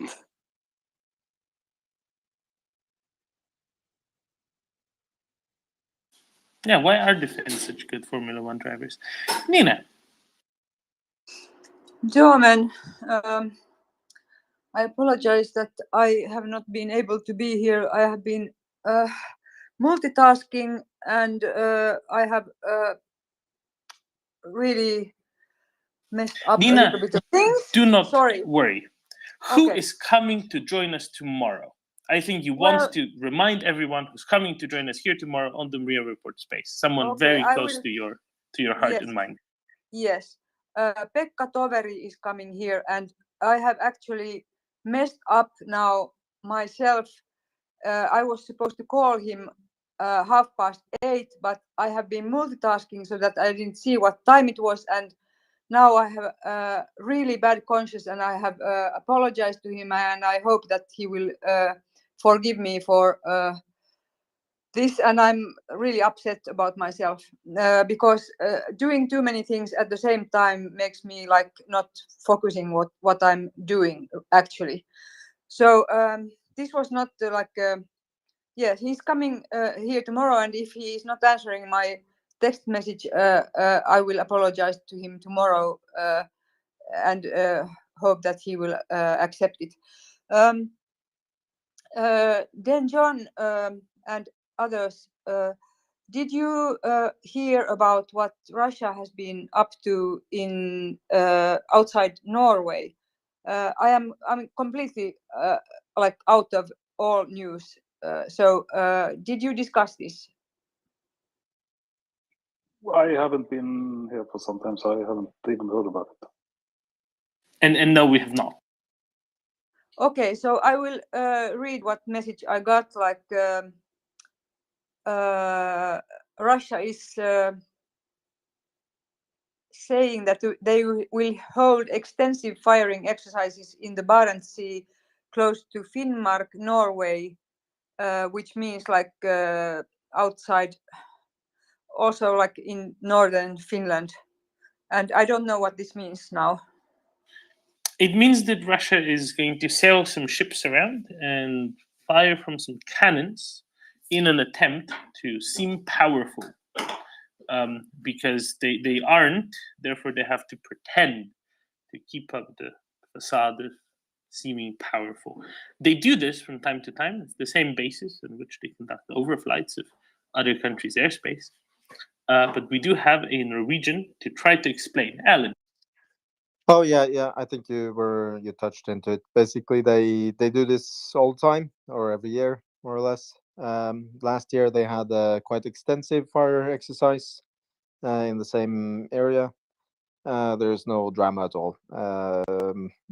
They do this to, first of all, they need to train their assets, of course, their ships, their planes, their radar systems.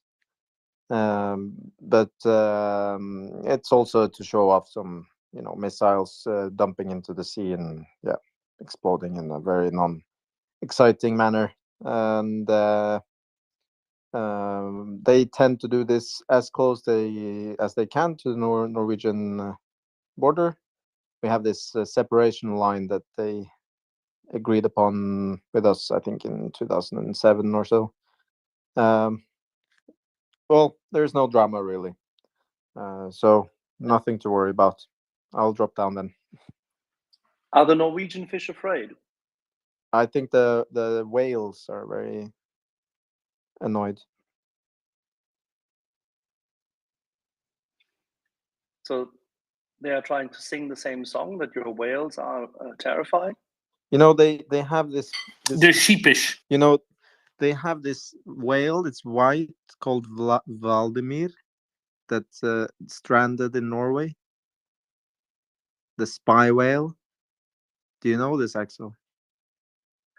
I did not follow this, but we have another Norwegian from the Lofot who is now residing in Oslo. He can probably talk to you about the Russian whale stranded in Norway. No, but seriously, there was a Russian whale with some kind of equipment strapped to it, and it's stranded in some fjord in Norway, and the media here call it Valdemir. Poor whale. Yeah, poor whale. Jörn, you're also from Norway. What do we know about that whale?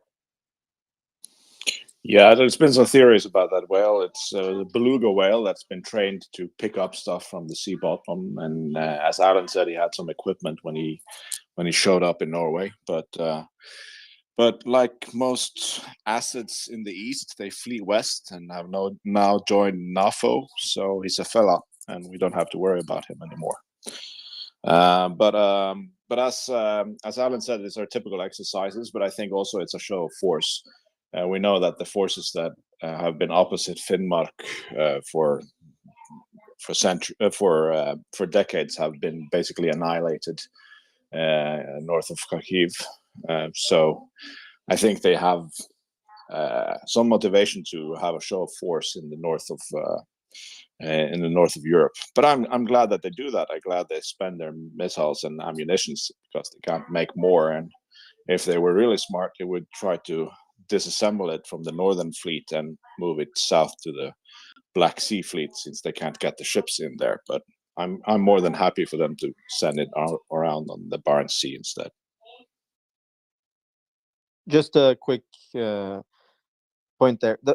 There is one strategical reason for doing it, and if you look at the map, you will see that the area that they're going to do the exercise is basically where the strait between the Barents Sea and the North Pole starts in the winter. Basically, where the only way, the access point they have to their Murmansk port. And what they're doing is that they're trying to show how they can react in the case that we would do a blockade there, or NATO would do a blockade rather. So they're having exercises there every year, and sometimes they move it down towards Lofoten, I believe. Yeah, I don't remember the name of the army that was supposed to be super well trained in winter warfare specialists. Yeah, as Björn mentioned, they've basically been all slaughtered. Yeah, they have been reported to be totally annihilated, to cease to exist as a unit.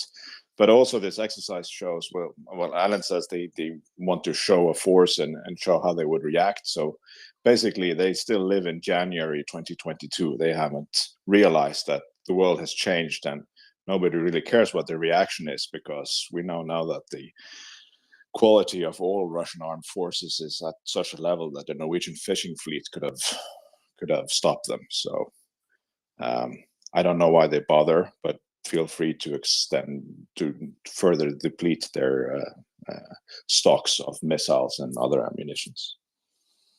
And just to be clear, what they're discussing is the Arkticheskaya, which is a motorized infantry division, I guess, something like that, based in Alakurti, which is in Petsamo, the bit of Finland up north that was forced to be ceded to the Soviet Union and is now part of Russia after the continuation war, or maybe it's after the winter war, thinking correctly.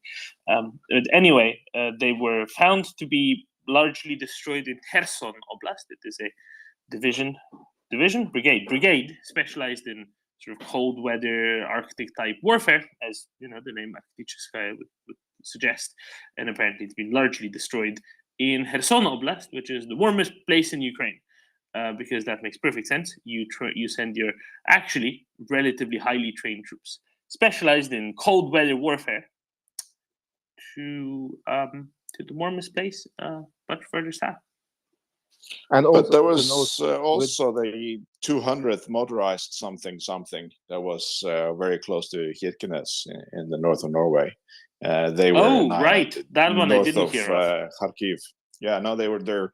They've been struggling ever since they were pulled out of north of Kiev, and during the Kharkiv counteroffensive, they were totally annihilated, just ceased to exist.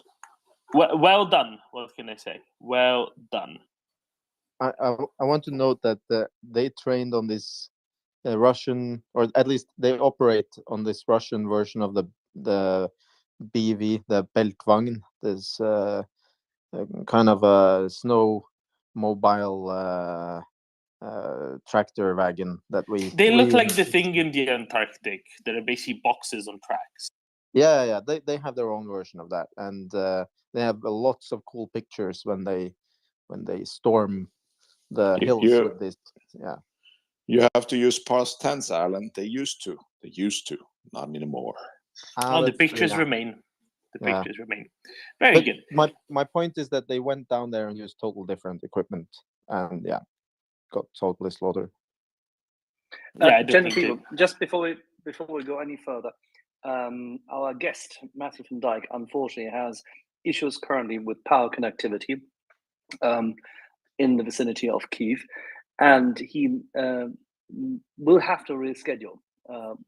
At the moment, there is no reliability to recharge phones and the likes, and he cannot necessarily easily connect. Unfortunately, he does not have Starlink access. That happens.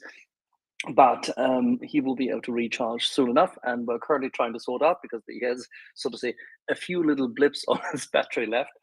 We're trying to reschedule this and finding out what time would work in the coming days. No worries, we'll get there. But that means Matthew won't be here with us tonight, so you'll have to make do with Domen, Finance, myself, Bionada, Denjon, Jörn, and Erland, and a fella talking about Wales and Norway. Sorry. Let's final point, because you mentioned it. I would just reach out. I'm not going to make any suggestions. I'm just going to point to the fact to our Finnish friends that Petsamo is now wide open, and you're 15 minutes from NATO membership. So now is as good a time as any. Time for some joint exercises, eh? Excellent. Right, let's go to Fella Against Fascism, who's been waiting very patiently through this Nordic discussion.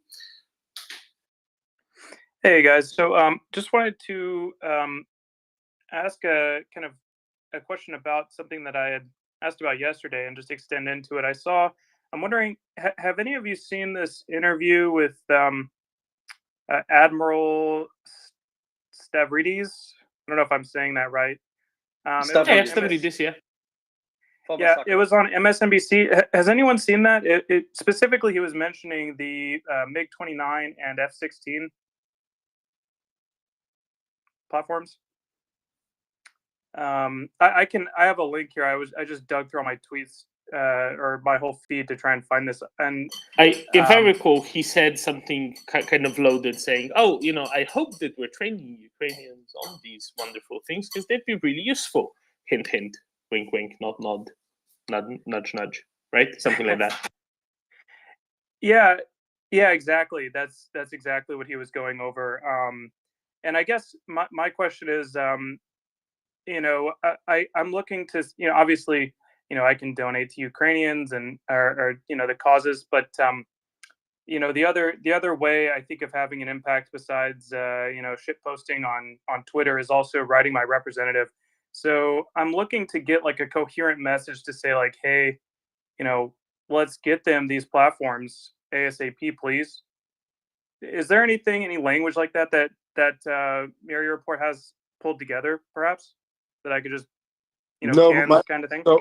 So I actually say this. I've talked to Rosie about this. My suggestion is like, if you were in the military and you're talking to some representatives, like an active duty member of the U.S. military who works with the Congress, that's one thing. If you're a citizen like most of us and you're writing representative, just you don't, whether you're telling them all the specs of the weapons isn't doing any more than writing and saying, hey, I am Joe from your district, and I think it's really important that Ukraine get all of the weapon systems that they're asking for. Russia's clearly committing terror, and I'm told there's lots of things from troop carriers to, like, I would say even less exciting, right? Because figure that your letter probably won't be read. It will probably be read by some staffer who probably doesn't know all the details. So keep it real broad, keep it real overhead. The benefit here is that you're writing anything to your representative so that the tone in their office changes just a little bit for Ukraine. And that with lots of people doing stuff, like I called my representative when I was in the US, like I did my little part on this, like, hey, I am in your district. I just want you to know, I think it's important that we send Ukraine more stuff. I think I may have said IFEs, or I said something pretty broad, or tanks or something. I think it said tanks.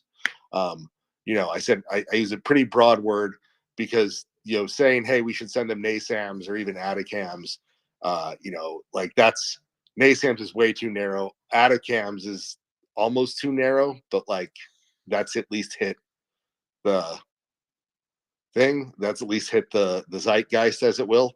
But yeah, keep it broad. The real thing is that you're writing it all. That's the benefit there if you're just a citizen.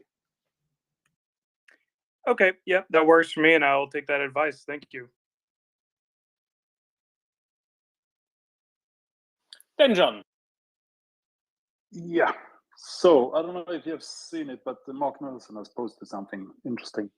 Apparently, it's possible to sign a petition to get the Bundestag to discuss anything, and he's suggesting to sign a petition for them to start discussing saving the third reactor, or reopen the third reactor.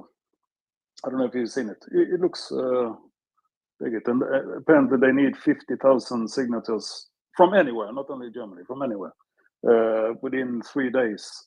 And it looks like it's currently up to 40,000 something, if not more. So I don't know, have you talked about that? Sounds like a good idea, if we can help. I think it's a great idea. I would trust Mark Nelson that he's telling the truth, because he generally is. At least I haven't found him not doing otherwise as yet. And it's for anybody searching for it who doesn't know Mark Nelson's it's the last thing I retweeted right at the top of my timeline as well. So you can go there and you can find it there. It's an excellent idea, which could, put just a little bit extra pressure onto the German parliament, to put extra pressure onto the German government to please stop shouting about and do the right sensible thing, rather than whatever is the most, I don't know how to put it, ideologically coherent with their previous positions, not in the time of massive international world crisis. Yeah, Something and along those lines. they have to take it up. That's the thing. That's what it says, at least. If Exactly. they get 50 signatures.